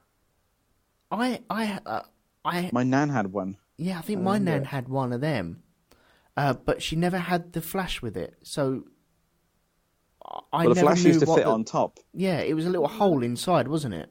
Yeah, there was like you either had like a single plugged in. flash in just a cube, or you had like a block of 6 upright ones, which looked like a little lighthouse on top of your camera. And to wind your And film then- on, you had to close the camera and open it again. Yeah, that was it. Oh man, That's what the handle was for. On my nan's one, it used to flip. The handle would like be a cover, and you would flip it over the top, and it would be hinged at one end. So when the handle was down underneath, it looked a bit like a pistol wow, that you were holding sideways. it's like a Winchester of the camera. Exactly. I'm trying to find a picture of it, but the damn thing's eluding me. Oh, awesome. I mean, I never had one, but I loved those really old pocket cameras where you'd kind of like open it up and then you'd pull out the lens and you had like the bellows system. They looked gorgeous. Do you know the sort I mean? Yeah, I have one yeah, sitting I on know my exactly. shelf right now. Ah, It's not a pocket camera, but it's got like the bellows system on. yeah, I just loved the look of those. You know, it just it's like old books. You know, you kind of picture, you know, an old library with leather wingback chairs and one of those cameras somewhere, and it'd be a wooden globe in the corner for some reason. I don't know why, but it would A be wooden globe that opens up to reveal That a opens bar. up to be a wet bar. Yes. Yes, Yeah. and a telescope somewhere. It has Yes. to be a telescope. Be careful, that's a $6,400 globe. I think Jim Moon has this room. I think I've somewhere. just described the Library of I Dreams. think, yeah, haven't I? Jim is sat there with Mr. Owl on a T-bar. he sat in that room going, "They're looking at me, aren't they? Where are they? How can they see me from here?" Sense something I've not sensed since. Since the shindig. Yeah, Yeah. it's probably still drinking to get over Birdemic. That was just a hangover. Jeez. What about you guys? What did you start on? I was given a 35mm film camera when I was about 10, I think, from my uncle when he died. And then that went round with me for a little while, and I sort of lost interest in it, and then got into video in my late 20s, early 30s, and then got a bit bored with that and went onto digital SLRs, and have been for best part of 7 years now. Nice. I started with, much like yourself, Elton, one of those 110 cameras, which I think I still have somewhere. I'm going to have to go and have a look for that tomorrow. I'm My going on dad- eBay now just to, not buy one, honestly. Yeah. My dad used to have a Canon DSLR, an AE1, I think it was. But again, never used it. He had it. My first camera was a Nikon D40, which I bought after I left university because I thought, I have money now, I will buy a camera. And yeah, I enjoyed taking pictures of that. But then I saw the light. I saw the light that it was Canon. And it welcomed me into its embrace, and I crossed to the dark side, or whatever euphemism you want to make for that. And it was a 60D. At the minute, I might possibly have a bit of an addiction, but I currently have a 5D Mark III and a 7D Mark II and a 60D, but that's not mine, that's someone else's. See, I only have the one at the moment. There is possibly a 7D Mark II in the near future. It's very nice. But, I've got the 5D Mark III. I'm I not would nearly as still have fancy. my original 7D if I hadn't suffered catastrophic damage in the form of the bent pins on the card reader, which would have cost more to repair than the camera was worth at the time. So, yes, Oh, that sucks. I know. Unfortunately, I still have my 5D Mark II if some cunt hadn't nicked it. Oh well. yeah. Fuck those assholes. Bastards. I've just found one of these 110 tele cameras, Flashmatics. Flipping hell. Do I want one right now or what? I had to look. Flashmatic. Yeah, it had the cover on the flash. It was, yes, it was built into it. I And had you one had of to those. slide it across. And you also had a normal button on there and a square button for taking the actual photos. Oh man, these are amazing! I'm going to get one of these. You can still get the film from as well. They still make the film. And then I'd have all the wonderful fun of going to Boots and the choice of a 24-hour development or 1-hour development.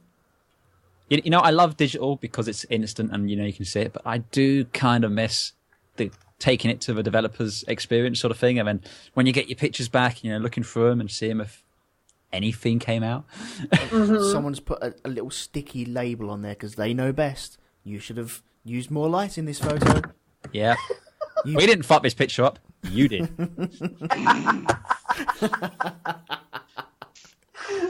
That's exactly what that sticker means, though. I remember holiday photos from when I was a kid, and my mum took an impromptu one of my dad in the shower, and it came back with that sticker on saying that it was inappropriate. Strategically placed. Nice. So yeah, they all saw my dad's cock. Did anyone have Polaroid? I did. No, I never had one. Did you like it, Melissa? Oh, I loved my Polaroid. I just took bullshit pictures and wasted so much film, but it was so much fun. Expensive. Yeah, it was insanely expensive. It really was. It was prohibitively expensive for the amount of bullshit I photographed. It was basically one summer, my sister and I spent all of our days in Walmart just buying Polaroid film for this camera, and we just took stupid pictures of one another and everything around us, and it was just fun, photographing these pictures and then shaking them to develop them, even though you're not supposed to do that. And oh god, I miss my Polaroid. I really do. You can still get them. I still have mine in the loft. Oh. It's not an original one, though. It was from... Oh, when did I buy that? Probably about... It was late 90s that I bought mine. Mm-hmm. So they were old hat at the time. But I thought, no, I've always wanted a Polaroid. I'll get it. And it was just brilliant. But I didn't realise how expensive the film would be. Because you're buying film and a battery at the same time, though, aren't you? Mm-hmm. Yeah, the battery was in the film. Which was bonkers. What was it, 10 or 12 exposures or something? Yeah, it wasn't many. Mm-mm. But how iconic are those pictures? I mean, just everyone has in their mind that image of a Polaroid picture. And there's a certain emotional, it's that instantness of that moment, which now we take for granted with digital. But back then, it was we've all seen, and it's a cliche in films, but the Polaroid picture stuck to a mirror or something like that. It's the medium itself is iconic. Yeah. And just not to derail, but awesome segue I want to say is, why don't people fucking print pictures anymore? Yeah. I still do. But I do as well, but it's just again, because you don't go to Boots and get your pictures back and all that now, so many of my pictures are just digital. They only exist digitally. They don't exist in the world. I love printing my pictures, and I got some friends who took a couple of pictures I took. One is that one of the guy walking towards the Arc de Triomphe. The other is a picture I took in London of a couple walking in front of Big Ben, and they printed them out, framed them, and they hang them in a living room. And it's just I get such a thrill out of thinking that someone has my work on display. It's just that's fucking awesome. That is awesome. Well, I've had 6 requests for prints for the ones that I took at the weekend already. See, I'm shaking my fist at you, Greg. Just blowing me away because I didn't set out to do that. They were just, I wasn't even going to take the camera with me. It was just a last minute decision. I thought, no, I'll take it. I won't take it to the shindig, but I will take it around London on the way there and on the way back. And yeah, now people have been like, I want that picture on my lounge wall. And I'm like, sweet. I'm impressed. Well, you have to see it when you go to a hotel and they've always got pictures on the wall. And yeah. And I look and I go, I know I can do better than this. Exactly. Why are my pictures not hanging on this hotel room? Someone else is going, I can do better than that. Damn it. I want my pictures to be sold to hotels to hang in generic rooms. Well, why don't you just take them and then just replace the Put your own up. pictures there? Yeah. I want someone to pay me to do it too. Yeah. That is an important part of it. Yeah. But you could leave messages behind it. I like Imagine Peace. Is that a film? Have you managed to wash it out of your brain already? I'm trying to think. Go on, you're going to have to remind me. You know, in Birdemic, there's that bit in that hotel. Oh, yes. It's just a poster with Imagine Peace written on it. Mm. Yeah, I tried to forget that already. It was just... No, I'm not gonna talk about it. You nearly got me onto that. I'm not doing that. Next time, damn it! Next time. I'm so sad I missed that one. I've dodged that bullet so far. Awesome on the chat. Double exposures. Anyone remember that? Yes. You used to use such awesome effects when you take a picture and not wind a furlong on and take another picture. And, you know, I love the fact that that in itself became a kind of art. I mean, you can do some cool stuff now, like light painting with DSLRs and everything like that, which is loads of fun. But there was so many ways you could take what could be perceived as a flaw or a fault with the camera and turn it into something awesome. You know, do some really abstract stuff, which was great. Mm.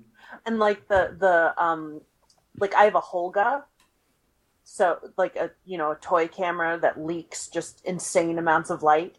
So you get this cheap plastic camera that isn't seen as like a professional tool by any means, but the fact that it's this flawed piece of technology, like that right there, is kind of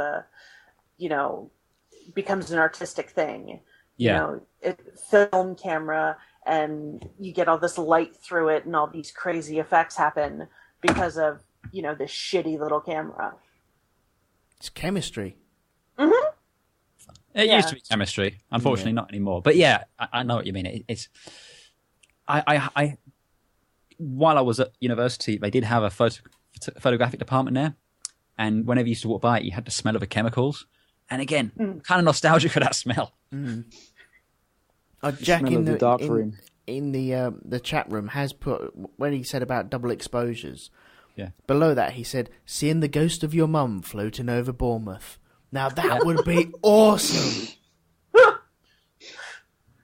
I wonder if there's a way to do that now with digital cameras. I wonder if there's a way to do double exposures on DSLRs. There's a setting in your 5D Mark III. Oh, that's awesome. It's in there. It's in the image menu. I've tried it. It's pretty good. You can either gotta select it and then take 2 shots, or choose 2 shots you've already had. Now, you see, Greg, next time you come up to London, I want to go and walk around town and take pictures with you, because just seeing the city through someone else's eyes, sort of thing. Absolutely. And it's just, I don't know about you, the rest of you guys, but I always want to go out and just do photo walks and take pictures. Yeah, I never do it when I'm on my own. But I just feel like if I go out with someone else, and you don't want to go out with someone who's not a photographer, because while you're trying to get a picture, they're bored, they're chatting away. Yeah. Fuck off. But when you're with another photographer and you both take a picture of the same thing, and then you look at the pictures and they're like wildly different, and understanding why they're wildly different, that's tons of fun as well. Okay. Well, right. I had a look at a few of the ones on your 7D Mark II when I was trying that lens out the other night, and Oh yes. there were some cracking shots, and I was like, I would never have thought of shooting that like that. I think they were all shit. I've not posted a single one of those. No, they weren't. There were some good ones there, and it gave me ideas of where to go and shoot next time. When you come to pick up that lens, then Yes, yeah, definitely, we'll do it. So when are you guys going to come to New York and do a photo walk with me? Oh, if only. If only the finances would allow. I want to come over to do Dragon Con next year. So if I do that, I'm almost definitely going to come to New York. Because why wouldn't I? If you three are going to be doing a photo walk with all your DSLRs and fancy shit, I'm definitely buying this 110 and just going around with that. And going with it. Do it. Make it happen. Let me ask Catherine. Let me ask Catherine, see if I can go. Catherine, can I go to New York? She said, with what? Well, a camera, obviously. Well, yeah, my camera. I think she's meaning in terms of finance. A not camera, shirt buttons. a gun, and a pencil Not case. shirt buttons. Definitely a pencil case. That sounds like the beginning of a Blues Brothers, isn't it? You know, 150 miles from Chicago. We've got a full tank of gas and a pack of cigarettes, and we're wearing sunglasses. Let's go. I don't know about you guys. Elton, you were saying, we'll segue all the way back to pencil cases here, about sometimes want to draw. I cannot draw. Like, at least in my mind, I can't draw. You know, I have it, you know, I know what I want to draw. That never comes out to pencil at the end. So I consider myself a frustrated artist. But with a camera, I can make art. And that is why I persevere with this. And this is why when I see pictures like Greg's and it's art, I'm like, I want to make that. And you know, I want to keep at it and just keep trying to push on it, you know. And there's so much, again, going to sound pointy here, but there's so much beauty in the world. And I will capture it all. I will capture its soul. Well, okay, going off of that, iconic photos of like from the press. What does everyone remember?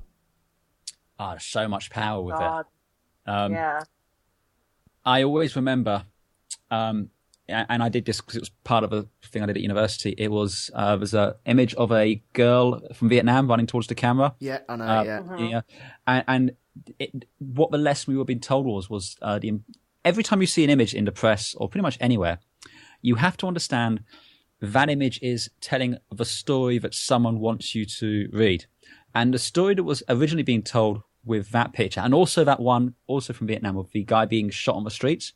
Yes. Yeah. They were being both used to promote an anti-war sort of thing, like the Americans are out there destroying everything and they're very bad and all this sort of thing. But what you didn't know is, A, the context of the image. So the guy being shot was a terrorist who just killed the family of one of the police lieutenants, I believe, under the guy. So he probably shouldn't have been executing him in the streets, but this guy wasn't a civilian who the evil police were just executing for the hell of it. And the girl crying, was running towards a US medic and stuff like that. But those bits were cropped out of the image. And so it was very important to understand that every time you see a picture, you need to understand context. You see it on Facebook all the time now. People will post saying, this isn't a picture of refugees here. This is a picture from here. Don't just trust what you see on the internet at face value, because a picture is worth 1,000 words, but you have to know what language it's in, if that makes sense. Yeah. You have to understand the context with it. So, yeah, I mean, in terms of powerful, iconic photos, you know, there was the falling man from 9/11. Yeah. That's an incredibly powerful photo. And again, there's a whole series of those photos, but it's just that one. There's something about that image. There's a serenity to it. And recently the child on the beach. Yeah. The Again, child on the beach, which is just, gone massively viral, and they're likely to be up for a Pulitzer Prize for that photo. There's the famous one of that girl from Afghanistan. The one with the eyes. Yeah, and those a eyes. Beautiful photo. It's like the Mona Lisa smile.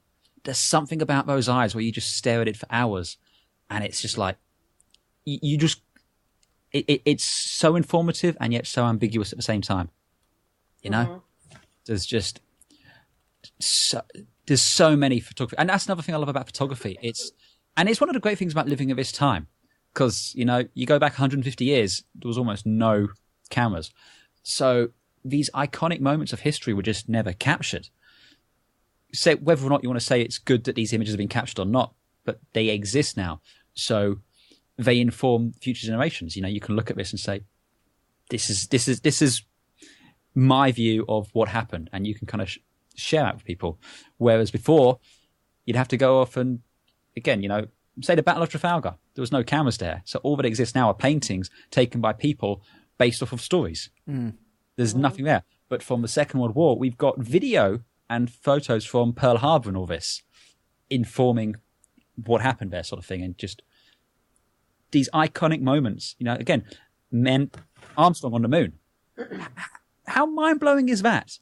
That out of all of human history, sort of thing, we have an image of the first time a man set foot on another planet, where if you bear in mind there's like hundreds and millions of years of evolution, everything leading up to that one point, and we're at a point now where we could have that image. It exists. Wasn't that Buzz Aldrin in the photo though? That picture is of Buzz Aldrin, but there are pictures of Neil Armstrong on the moon as well. I mean, there was cameras mounted on the LEM, but the famous one, you're right, is Buzz Aldrin, because almost all of the ones are taken by Buzz, because Neil was taking the pictures. He probably formatted his disc or something, something stupid like that, I'd imagine. What a Do I want to format this? There is a great picture, though, of Neil Armstrong in the lunar module afterwards, where he's just smiling, and it's just such a great candid shot, which just it's so emotive and so expressive. It just is so awesome. What about yourself, Greg? Any iconic ones that burn into your brain? The one of the U.S. military raising the flag at Iwo Jima. And you got the five or six soldiers pushing the flag up at the end of the war. Wasn't that a staged photo? I think that was a staged one, but the original one, I don't think was quite as epic, and they missed it. Yeah. But they were asked to do it again. But it's I think it's still an iconic. It's still an iconic shot, absolutely. Iconic image. Again, it's another example of you miss that moment. Mm-hmm. I can't remember what it was in reference to. There was another one as well that's always caught my eye. Is the sailor in Times Square, and he's got the girl in the white dress and leant her back and give her a big kiss. I'm guessing that's at the end of the war as well. Yes, it's off the cover of Life magazine. I think Jack mentioned that in the chat. Said he saw a clip on a show about it, and then the narrator discussed how creepy it actually was. Right. Sure. What about yourself, Melissa? I forget who actually took the photo, but there's this one photo taken during the Depression of a woman and her children, a black and white photo, obviously. I know the one you mean. Yeah. Yeah. And it's just this, very closely cropped in photo of this woman looking absolutely despondent during the Depression, and it really captures like the despair in this woman's face. Like, you realize how desperate the times were then, and you see the grief on her face of, how is she going to make it through this? How is she going to take care of her family? And it's just such an evocative photo. I forget who took it, but they did just such an amazing job of capturing the expression and capturing the emotion in this one moment. And it stays just burned into my brain. It really is just such an amazing shot. It's iconic. There was I can't remember the name of the guy. He took a very famous photo of Churchill during the war. And it's like a famous portrait where he's kind of like, he's got his hand on the back of a chair and his hand on the hip, and he's just looking very dour and kind of like growling at the thing. And I remember reading a story. He was a very famous portrait photographer, this guy. It's Yusuf Koch, something like that. Anyway, Churchill walked in, sort of thing, was already in a bit of a bad mood, didn't particularly want to have his picture taken, and he had his cigar in his mouth. So the guy yanked Churchill's cigar out, and then that was it. Like, Churchill, put his head down, put his hand on his hip. He was not a happy bunny. And the guy got this picture, and it just kind of embodied him. One image which just embodied the character so perfectly well. And again, there's other pictures from that series where he's laughing and smiling, but it was just this one image which just perfectly... It said so much about who he was and where he was, and it just informed so much. And I love that people take these pictures which inform so much about it. I mean, I don't do a lot of portraiture or stuff with people, which I think is just down to the fact that I am by my nature very introverted and quite shy. I'm not comfortable doing it, but I look at stuff like by what's her name, Annie Leibovitz. Yes. I look at some of her. The fact that you have people fly around the world to come and have their picture taken by her, and the work she does is just amazing, and it's just like, I want to be that. I want to be able to take pictures where people will travel around the world because they want the picture taken. And that's not an ego thing like I want it for me. It's because I want to be able to see and to capture that essence like she can and like these other great photographers can. And that's what I really, just... She has this way of photographing people where it looks like you're just staring into who they are. Like, it's not like you're looking at a photograph of a person. It's like you're looking at their soul. And it's amazing. That guy was called Yusuf Kosh. That was the guy. He was a Canadian, Armenian-Canadian portrait photographer. But yeah, I'll post a link to the Churchill picture into the Mixler chat. Yeah. Okay. And I'm actually posting a link to the image I was talking about. It was by Dorothea Lange. Oh, yeah. One image that does get me. Does everyone know the image of John Lennon signing the autograph for Mark Chapman? Yeah. Yeah. Mm-hmm. It's just ominous. It just creepy as fuck. Yeah. It is. Really is. You know, a couple hours later, you bastard. But the interesting thing with that is objectively taken on its own, I don't think anyone would call that a good photo. It's... The photo itself, if I remember correctly, is, it's just like someone today with an iPhone would take a picture of someone while they're doing a signing or something like this. Yeah. It's just a nice, candid shot.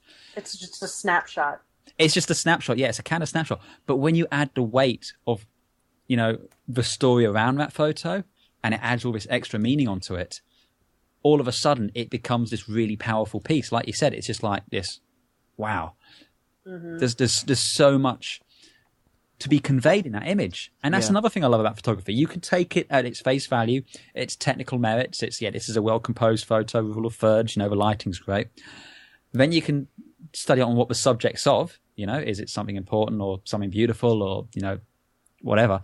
And then there could be something special about it, this just happened to be captured at the right moment where, and this was happening at the time in this place.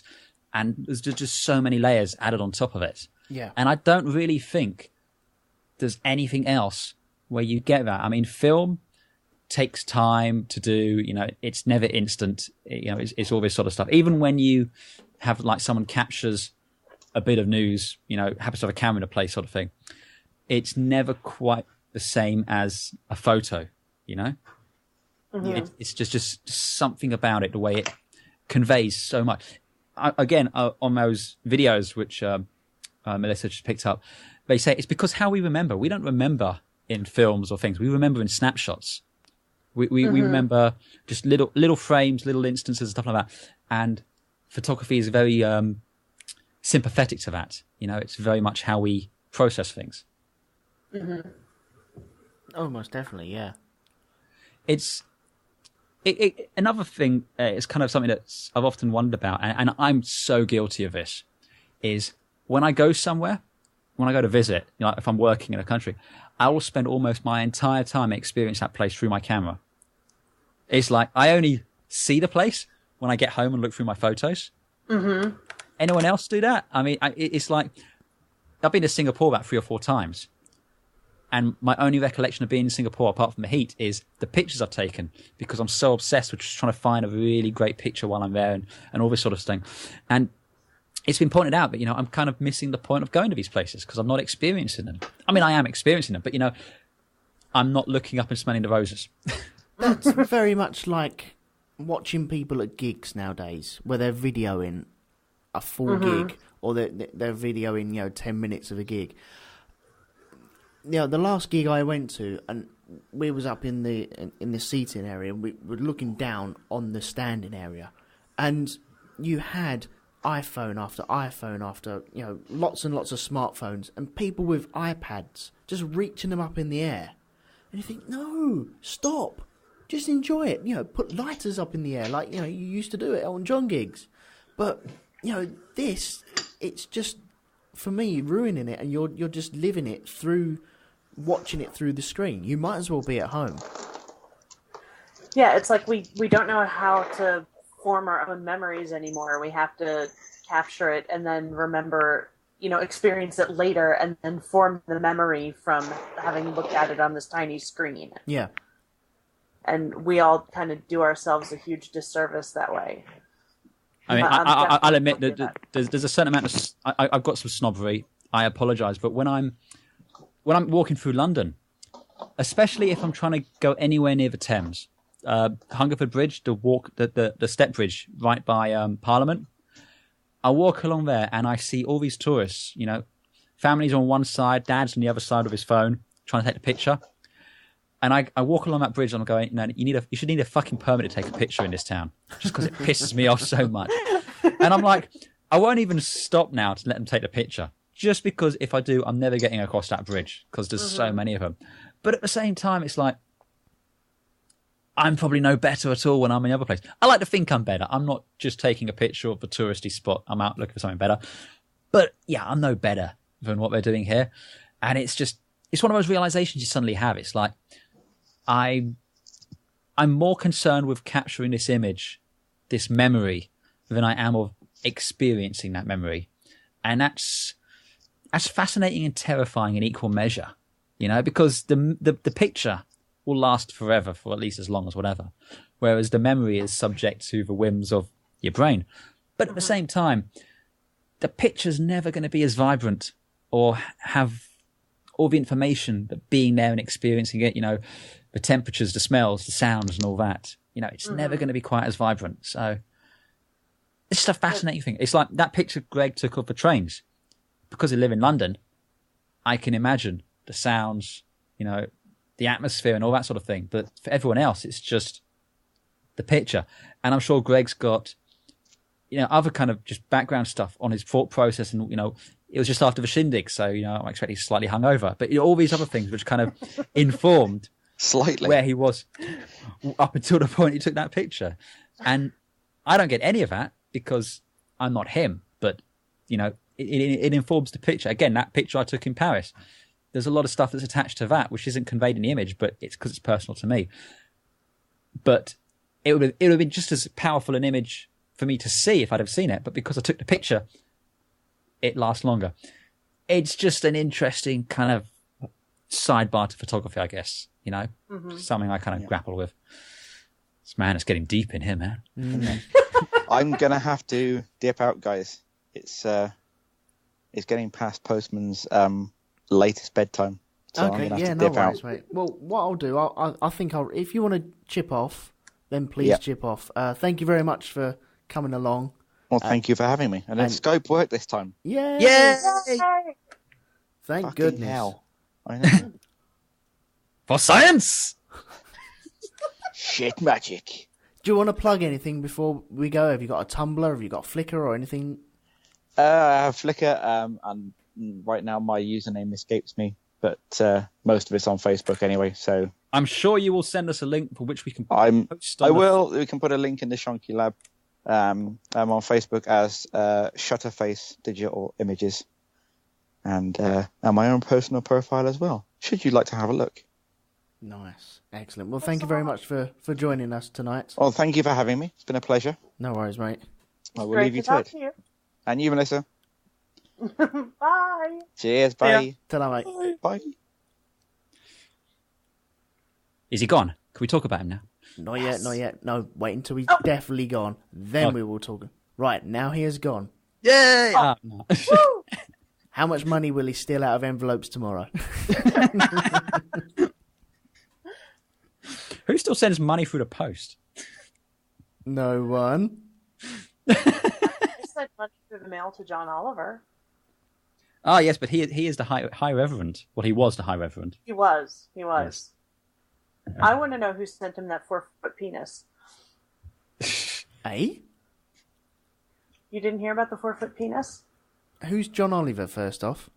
You don't know who John Oliver is? It's not screened over here. You have to stream it off of the internet and so forth. So yes, John Oliver is not well known over in the UK as he is over in the US. Comedian. Yes. Yeah. Do you know what the Daily Show is, Elton? Yes, I do. Yes. He was a report him. on Matt, and now he has his own show, and it's very funny. Oh, okay. And he does a podcast called The Bugle.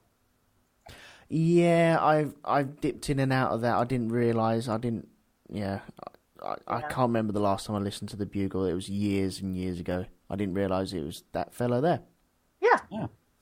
Yeah, he started a church because in America, churches are tax exempt. So he basically started a church to exploit IRS loopholes and basically told people, send me money and you will receive vast riches from me, which he's legally allowed to say. And he kept it going for about 4 weeks, and people sent in all kinds of stuff. And he finally shut it down after 4 weeks because people sent in vials of sperm. As you do. One has to imagine, though, if they were to start sending vials of sperm to the actual churches, maybe they'd shut down too. We can only hope. Oh. Don't they have enough of their own sperm floating around? Evidently not. Yeah. Allegedly. Yes. Allegedly. So, if I can segue us back to photography, something I wanted to ask you about, Melissa, because this is going to sound really bad, and I do not mean it to sound as bad as it does, but I'm pretty certain you're going to have an opinion on this. Okay. The whole thing about retouching models and that sort of photography, and when they take a picture and it's this completely unrealistic view. I mean, we all touch up our photos. Everyone does.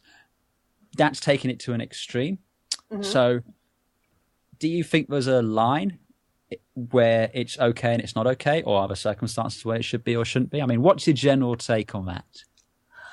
Well, I think certain adjustments are okay. I mean, if the lighting is a little weird and you need to correct for that, that's fine. If there's a hair that's out of place, that kind of thing is okay. But when you get into like physically changing the shape or size of a person, or removing, a body part or a freckle or things like that, like when you're physically changing a person, taking things away from them or adding curves that don't exist and that kind of thing, I'm not down with that. No. I just think, what's the point in photographing a person if you're going to make them look nothing like they actually look like? It does no service to them as a human being, and if it's done for a marketing thing, well, if you wanted someone who looked a certain way, why didn't you just get someone who looked that way? Yeah, I mean, on the one hand, I admire it from a technical standpoint. Have you seen that video where they go through like a time lapse showing the alterations to a model? I saw one where they altered a model into a slice of pizza. It was based off of that one. But the video that inspired the pizza one. I don't know if you saw that originally. I'm not sure. As someone who has a background in CG and digital arts, I admire the technical prowess which has gone into it. Oh, I think absolutely. I think it's as a rule it's horrible, and we get into social commentary about how wrong it is. But then on the flip side of that is, I look at some of these pictures people have taken of night shots to starfields and all that sort of thing, which have had just as much photo touch-ups and stuff like that done to them as the model has, but obviously it's not portraying a person, it's portraying something else and all that. It's just like, I suppose the point I'm trying to get is there a line between touching up an image and altering it and what you take and sort of thing? I mean, I don't think there's a hard and fast line, but you can go too far with touching up a photo, can't you? And I'm not just saying by you spoil the photo, like it ceases to be a photo and has now become a piece of digital art. Like it's a fabrication. It's like someone's drawn it from what was maybe a base photo at one point in the past. Yeah, no, I definitely agree with you. I mean, and as far as like doing touch-ups and stuff, I think for me, it's not really a hard and fast line of what is or isn't too much. I think it really depends on what your intent is. If you're doing like astral photography, and your intent is to portray something artistically, and display a narrative rather than portray something accurate, photorealistic and accurately, you just want to create a dramatic image, well, then by all means, go ahead and edit that photo and make your artistic statement. But when you have things like, when you're doing an ad campaign or something like that, and you're putting images out there that could directly affect the self-image or self-esteem of, young men and women, or even, grown adults, I think you have a little bit more of a responsibility to not push the line so much. I posted the video. I just found it, so I posted it in the Mixler. I apologize for being a Daily Fail link, but it's all I could find.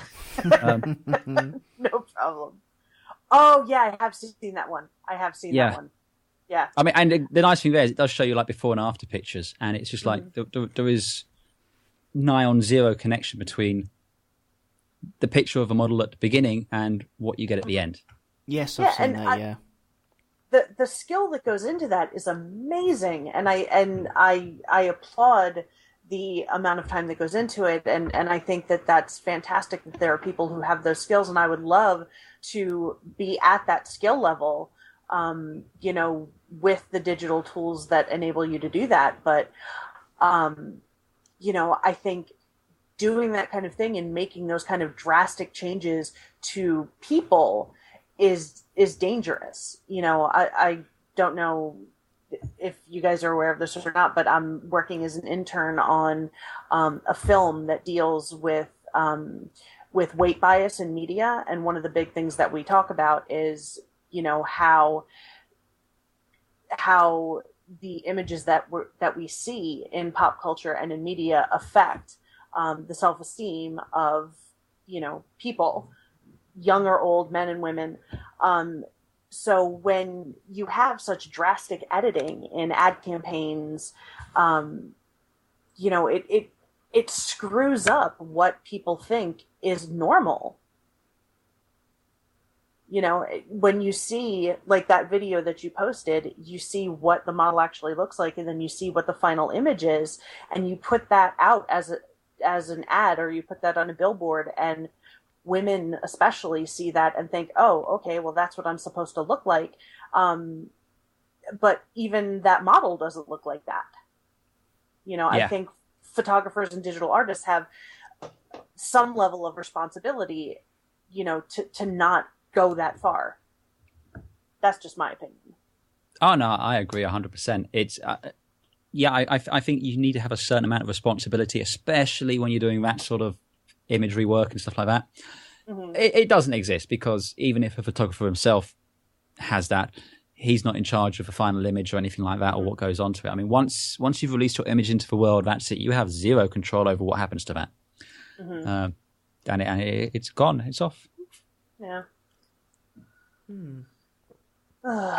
It's scary what happens with images. And then there was a couple weeks ago, there was a Facebook group, I think it was like Save the Whales or something like that, where this group was taking images of fat people from the internet and basically photoshopping them to look smaller. And it's like, people are just fucked up when it comes to Photoshop. Yeah, it's great that you have these skills, but use them for something better. So. Yes, you should only use this power for good. Yes. Not for evil. Exactly, yeah. That's kind of the moral of it, isn't it? When I was a kid, the extent of Photoshop used to be to hide the football in those pools thing. We had to guess where the ball was. Do you remember those, Elton? Yeah, and you get the little square with maybe 9 or how many X's were there? Oh, I can't remember. But yeah, it used to be you had to go and try and find the and that was it. And now it's a case of like they just digitally put someone else entirely on the field. Can you imagine doing that now with reverse image search? I'd win every week. No, because they used to remove the ball, and then the ball could be anywhere on that picture. It didn't have to relate to that photo. Yeah. it was just you'd have two players jumping for a header, and they'd take the ball out, and then they could put it down in the bottom right-hand corner. And if that's where they've put that ball, then that is where they've put that ball. It doesn't matter. It didn't relate to where the original ball used to be. And then you had a little X on the centre of that ball. And then you had to get it absolutely bang on to win that spot the ball competition. Wow. That's why you had so many of these little things that you stick onto the photo to guess where the ball was. And it was, I wouldn't say it was hardly ever won, but it was very hard to win. From a simpler time. Yeah, because they can put that fucker anywhere. You see, you do your, when you get your scratch cards and you scratch them out, you should do that. You bring back the pool, spot the ball. Bring back spot the ball, mate. I'm quite happy with taking photos of my scratch cards that last, nigh on 2 days nowadays. Oh, mate, the suspense it can kill us. It almost started a fight between someone and Marty. Really? On Facebook, yeah. If you go through my photos, there's someone telling him to piss off, and Marty's going, "What? What do you mean? The tension must be getting to both of us." He started it out really well, but what the hell was he doing? I do not know. Oh my god. Oh dear. So yeah, I nearly started a fight with a photo of a scratch card. Wonderful days. Right, I think I'm going to leave it there if that's all right for you guys. Yeah, that's cool. Yeah. Can I ask one more question of Melissa? Yeah, go on, go for it. All right. Certainly. If you could take, so as you are now, if there's an image you wanted to take, like in your mind, your perfect image, your magnus opus, your Mona Lisa, what would it be? Oh gosh. I'm not 100% sure what it would be, but it would involve the Brooklyn Bridge somehow. Like it'd be black and white, nighttime, long exposure Brooklyn Bridge. I'm not sure of all the details. I'm really stuck on architectural photography and long exposures at night. Nice. No, I can see that. I really want to do some more stuff with tilt shift. Oh yeah, tilt shift is great. Just so you know, it's where you take a picture and it looks like a model village. Oh yeah. And I've seen some great stuff. The Colbert Late Show now starts with tilt shift photography over New York, and it's I look at cool. That, that's awesome. I want to do something like that. What about you, Elton? If you could take any picture, what would you want to take? I think it might have to be a man walking down the road with a grand piano falling above his head. But that actually being happening there, not photoshopped or anything like that. No. I actually caught that photo. Something like I'm almost seeing this in my own mind now. But I'm imagining you've invented a time machine to go back to the 1920s. So they've got it on ropes and they're pulling it in. Those buildings used to have like the hatches at the top. Yep. With pulleys outside. Why do they have these? I don't know, but still, I can see. How else are you going to get your grand piano up? It's a fair point. Well made. Yeah. How do you get grand pianos in today? We hired men to do it. We didn't ask any questions. You needed 4 stout men to work the bellows. Yeah. Nowadays they build the buildings around the pianos. Ah, yes. There you go. It's a lot of forward planning if you think at some point in the future you're going to want a piano. Yeah, and you're going to need it upstairs as well, so flipping. How are you going to do that? Maybe you build upstairs, and then you have to find a way to hoist the entire upstairs up and then build the ground floor beneath it. Wow. So you build the upstairs first, but on the ground? Yeah, and then you have jacks to kind of lift the building up. That's amazing. Yeah. It's like The Sims, but in real life. Right, I'm going to close it off with that. Deep shit there, man. Yeah, it is. It's going to keep me thinking tonight. There you go. So, thank you very much for you two. Obviously, Greg, I've already said thank you to him. Thank you again if you're listening. Of course you are. What am I doing? Melissa, thank you very much. Is there anything you would like to plug away to my friends out here that are downloading this? Well, I will say that the Question Podcast will be coming back soon, within probably the next 3 to 4 weeks. So, keep an eye and an ear out for that at thequestionpodcast.com. And, what the hell? I'll plug my Flickr, which is flickr.com/Mrs. McGowan. Lovely. So, yeah. Might as well plug your Flickr. We've been talking about it for photography and photos and stuff like that, where else are you going to plug it? There you go. Andy, what about yourself? Well, I'll plug the Facebook group, which is not really about photography. I probably should put some photos on there at some point. But it's all me cosplay, malarkey, and model making stuff, which is it seemed like a good idea at the time. I don't know what the web address is. Hang about, let me have a look. The web address for my webpage is facebook.com/seemed like a good idea at the time. All one word, no spaces. And my Flickr is flickr.com/Andy3E. That's ANDY, numeral 3, echo. Nice. There we go. Well, I think we will close it off there. Thank you very much for joining me, guys. Thank you for having me. Next time out, I was thinking of doing driving. That's what I put on the Facebook group. But I feel that would just be me moaning for maybe an hour and a half, maybe 2 hours. Maybe it might be 3 or 4 people on here just moaning. And I'm not too sure if people want that or not. I've heard people do want that, and I've also heard people don't want that. So I'm caught between two places. So I'm going to think about it. So it's either going to be about driving or arcades. Ooh, yeah. If I could maybe mix it up a bit for you on the driving thing, why don't you do about travelling? Because I'm going to be spending an inordinate amount of time on a plane next week, and I have a few things to say about that.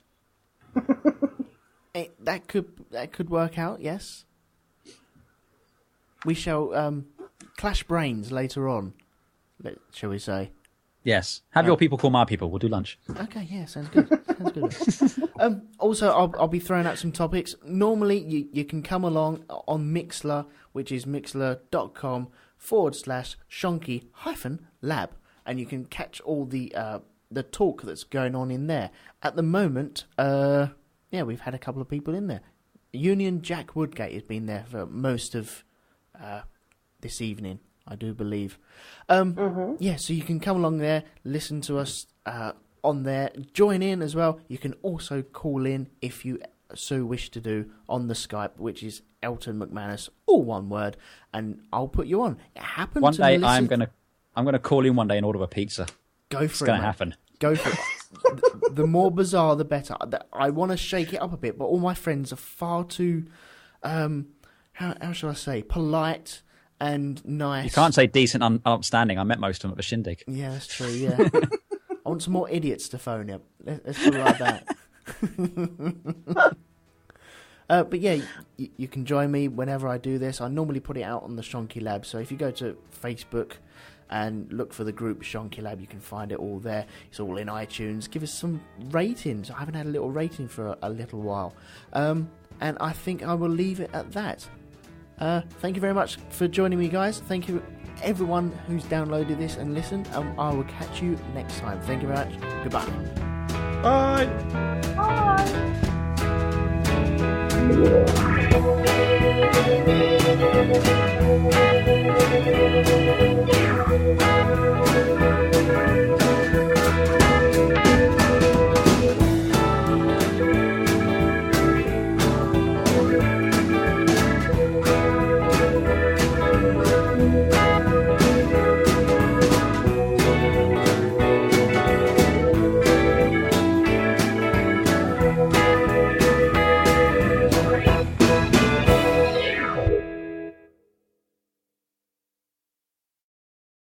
Cow over. That's how it goes, isn't it? It is something like that, yes. Yeah. I believe I've heard that phrase somewhere before, yes. Yes. Well, if you get a running start down a hill, that helps. Because then you can just shoulder barge them, and down they go. Well, if you could get the cow a running start down a hill, then he would tip himself. Well, that would be hilarious. But then there's no fun. But if the cows are standing on a hill, have they got 2 legs shorter than the other? Yes, and they are called Eileen. Wow. And the ones with the legs the same length are called Noeline. Jesus Christ. It's at this point that I wish your internet would fail. Yes, I'm thinking the same thing.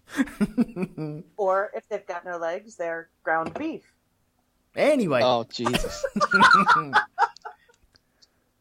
Anyway, the reason why I asked, do we all tip? Not cows. Actual going to the restaurants and tipping. Because I've been on holiday recently, camping. And it was my daughter's birthday. We couldn't get into the restaurant that we wanted to get into. And so we went to a pub restaurant. It was a beautiful place with a river running by right next door to it. And the pub was empty, but it was huge. And it was obviously set out as a restaurant pub. And we phoned ahead. We said, we got 12 people turning up. We need 12 seats. Can you sort us out? And they went, yes, come along. Be brilliant. And we had a brilliant time. The food was really, really good. And it came to the end of the night. We all settled up. And I didn't have any cash on me. Well, I'd already gone to the bar. I'd paid for it. And I didn't have any cash on me to tip. And I'm of the thought that, yes, you should tip for some reason or another. How much depends on how much you actually paid for. I normally go for about 10%. I know that other people require more though, don't they? And with me not having any cash, no one else had any cash on them. So I went up to the bar and I pretty much waited there for 15 minutes while everyone else was piling into the car to go. 15 minutes goes, there's no one around, no bar staff, no one, absolutely no one to take my card and pay a tip by card or something. I wanted to do something, and so we were just standing around waiting, and then all of a sudden the kids want to go to bed. So I thought, okay, if you're not here to take the money, then we're off, and we left. And then for the next 2 or 3 days, I was sat there going, I should go back. Maybe I should go back. But it's, a 3-odd hour drive to go back. So, am I wrong in leaving without a tip? Even though they sorted us out because, it was a birthday and stuff like that, and it was all very late notice. Next time we go down there, I will be, double tipping. But they don't know that. And they don't know me. So, is it wrong? Is it right? I don't know. What do you guys think? Well, I would say, here in America, it's completely different. Like, from what I gather in England and the rest of Europe, tipping is kind of an optional thing. Here in the States, tipping is kind of mandatory. But in your situation, I don't think that it's necessarily wrong that you didn't tip. I definitely understand why you felt bad that you didn't. And I can understand why you thought about going back to tip because, it was last minute and there were a lot of people and that sort of thing. But if there was nobody there to take your money, what are you supposed to do? Just wait around, all night until somebody happens to come by so you can say, hey, can I give you some extra money? So I understand why you feel bad about it, but I don't think it's wrong that you didn't tip. Yeah, that's what I thought. Yeah, if you're not there, you can't be held responsible for them not taking your money. Exactly. You can't blame yourself. Just to get horribly socialist for a second now, I absolutely hate and no offense, Melissa, I know this isn't you, but it's the whole US system of tipping being mandatory, and then the excuse being the whole sort of, the waiting staff can't afford to get by without it. So it's like, if you paid them enough in the first place, it wouldn't be an issue. It's like, I think tipping should be for, going above and beyond. If someone does something exceptionally good for you, like you said, Elton, they sorted you out, and if you had the money, that'd be a great one. But I don't get paid extra just because I've done my job, If I've done my job really well, then maybe someone wants to give me a bonus or something like that. That's cool. But, you're paid to do a job. You do your job. If you do your job well, then someone gives you a bonus or a thank you or a tip, whatever. And that's kind of how the way it is. Look at it this way. It's like with, sports and stuff like that. Football players, I think they should only be paid when they score goals or the team wins. You know, you don't get your multi-million-pound contracts just for showing up. You know, right. you got to win. You know, I'm of the same opinion with that. With the tipping, you know, if the restaurants paid the people more, then they wouldn't need the tips, and I wouldn't mind paying a little bit more for the food overall. So the more I eat, the more I pay, and then the more they get paid. Well, no, they wouldn't get more though, would they? They would just get their hourly salary would be raised across the board, and yeah, that would be a much better way. So instead of sticking them on minimum or just barely minimum, you know, bump it up a little bit. If you had a restaurant which was paying top notch for their waiters and staff, then surely you'd have a lot more staff wanting to work there because they want the more money, and also they would be enjoying it a lot more. Mm-hmm. Maybe not enjoying it a lot more, but you know what I mean. You get my drift on that. Yeah. Well, in the U.S., you know, wait staff don't even make a minimum wage. They are paid not even half of minimum wage most of the time because they, you know, basically they live on tips. Like when wait staff say they live on tips, they really do live on tips. So they might only be making $2 or $3 an hour. And so that's why everyone feels compelled to tip over here. You know, you have to tip. And there's all these rules about, you know, well, how much should you tip? And it used to be the minimum, you know, if somebody just does their job was 10%, and now it's something like 18%. And if they do a really great job, you can do 20% or something like that. And it's way too complicated and it's way too subjective. And I don't understand why we're paying people less than a minimum wage. You know, just pay people at least minimum wage and get rid of the whole mandatory tipping system. If people want to tip, you know, bartenders and wait staff and delivery people and that kind of thing, awesome. If not, they shouldn't have to worry about it. You know, my tip should not make or break somebody's paycheck. No, that's right. And you shouldn't have the guilt of, well, you know, when I go out, I'm a family of 4. Mm-hmm. And so I could have the thought in my head that, well, hang on, I've got 2 kids. I'm just bringing them out for a nice dinner. You shouldn't really expect me as a family man of 4, possibly struggling, possibly not. You know, it's not up to them to decide whether I should tip or not. Mm-hmm. And so I find it very, you know, it should just be included in their wages. You know, right. The downside to that is you could possibly have bastard people. And they're like, well, I'm only getting paid this, so why should I go over the top and, you know, present myself well? Well, you know, you should. Well, you still get that anyway. That's the thing, though. I mean, if for tipping, you're getting tipped regardless. You're getting, what, I don't know what you said, was it 10 or 18 or whatever it is, just for showing up and doing your thing. And I've heard stories that, you know, if you don't tip, they chase you out of a restaurant. You know, it is a massive social faux pas in the US not to tip. Oh, yeah. So it's one of those ones, yeah, you're still going to get people that are going to be completely shit at their job and arseholes because they don't care, but, you know, they got the job and whatever. Plus, the other thing, with the tipping, it's the front of house staff that are going to get it. So it's your waiters, your waitresses and all this.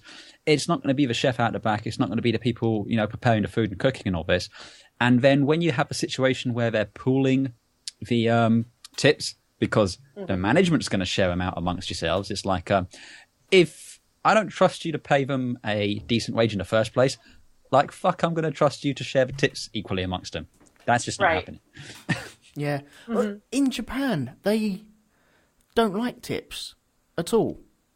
It's illegal in New Zealand to tip in certain places. Is it? Really? Yeah. Oh, yeah. Ooh, interesting. Yeah, I think in Japan they get highly offended if you try to tip them. No. Yeah, because it's you're saying that they need help or something like that. I've heard that. You're kind of offending their honor or something. Basically, yeah. Wow. Going back to what you were saying, Andy, about the management sharing it between the chefs and the back of house staff. There's been something in the news recently. Las Iguanas restaurants in the UK. I don't know if you've heard of them. Yeah, I heard about the controversy. Yeah, they've been taking 5% of any tips off their staff to share amongst the other staff. And the report in the Observer says that over 1 week, the chain of restaurants took £34,000 from its sales staff. Well, it was also where even if you had to pay a certain amount, regardless of what you owed. So, in a couple of occasions, this waitress ended up paying to turn up to work. Yeah. Oh, Jesus. Oh my God. Yeah. And the excuse that management said was like, "Oh, but we use it to pay for staff parties and training and all this other stuff." And it's like, no. That's duty of care. That's your job anyway. You pay for that shit anyway. If that 34 grand was a typical week over the year, that comes to just under £2 million. Whoa! And the chain said it could not comment on these figures. Oh my God! Bastards! If they don't, it also says if they didn't cover the 3% payment or the 5% payment, if in London, staff were required to make up the benefit of any shortfall on the next subsequent shift, or in the event of leaving the company by deduction from their wages. Is this an alleged thing? No, this is confirmed. This has How come is that from even legal? Staff on the job. Yay for small print or something like that. It would have been in the terms and condition of their minimum hours, their 0 hours contract. Yeah. Something else which is pretty damn fucked up, but hell, that's for another.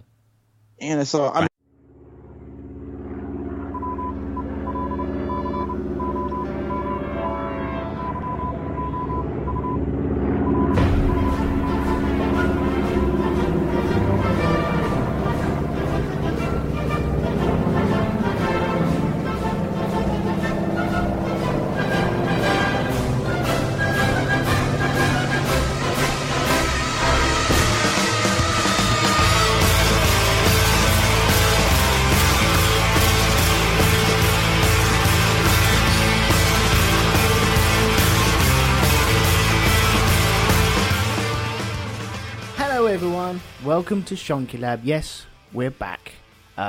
This week, I am Elton McManus. I am joined by Melissa. Hello, Melissa. Hello, Elton. Also, Andy. Good evening, folks. And Mr. Greg. Hello. Oh, it's working. Yay! Yay! Science! Yay! Well done, Greg. I'll say goodbye now because it will probably fail soon. No, just honestly, mate, just don't move. Honestly. I'm not touching anything.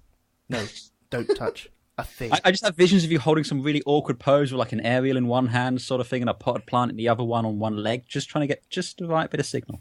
You're not far off the truth. You're not far off the truth. Anyway, let's move on before he does disappear into the ether. This week, we are here to talk about photography. Now, this was mentioned by Andy. I haven't been as active on here as I'd like to be as the last couple of weeks. You know, many different reasons for that, so I won't go into that. That's quite boring. But today, photography. We've also got Do You Tip? And pencil cases. It's a photography and pencil case special. Woo! Never heard that sentence said in your life before until now. Now, the reason for this, right, do you guys tip? Well, as I said earlier, you know, we don't get many cows in London, so I don't really have the opportunity. But, you know, I'm not opposed to giving it a go. I suppose if I was in Devon or something, I'd certainly try tipping a cow. You like to sneak up on a cow? Yes. And I am highly opposed to the practice of cow tipping. I wasn't too sure whether it was a myth or not, but it is apparently a true thing. See, I don't think you could actually do it. Cows are very, very heavy. Like, I just can't imagine getting enough force. It's got to be leveraged, though, isn't it? You know, I mean, you know, there's a lot of mass high up. Yeah, they're top heavy. I suppose. High center of gravity. And if you do it, give me a lever long enough, and I will turn the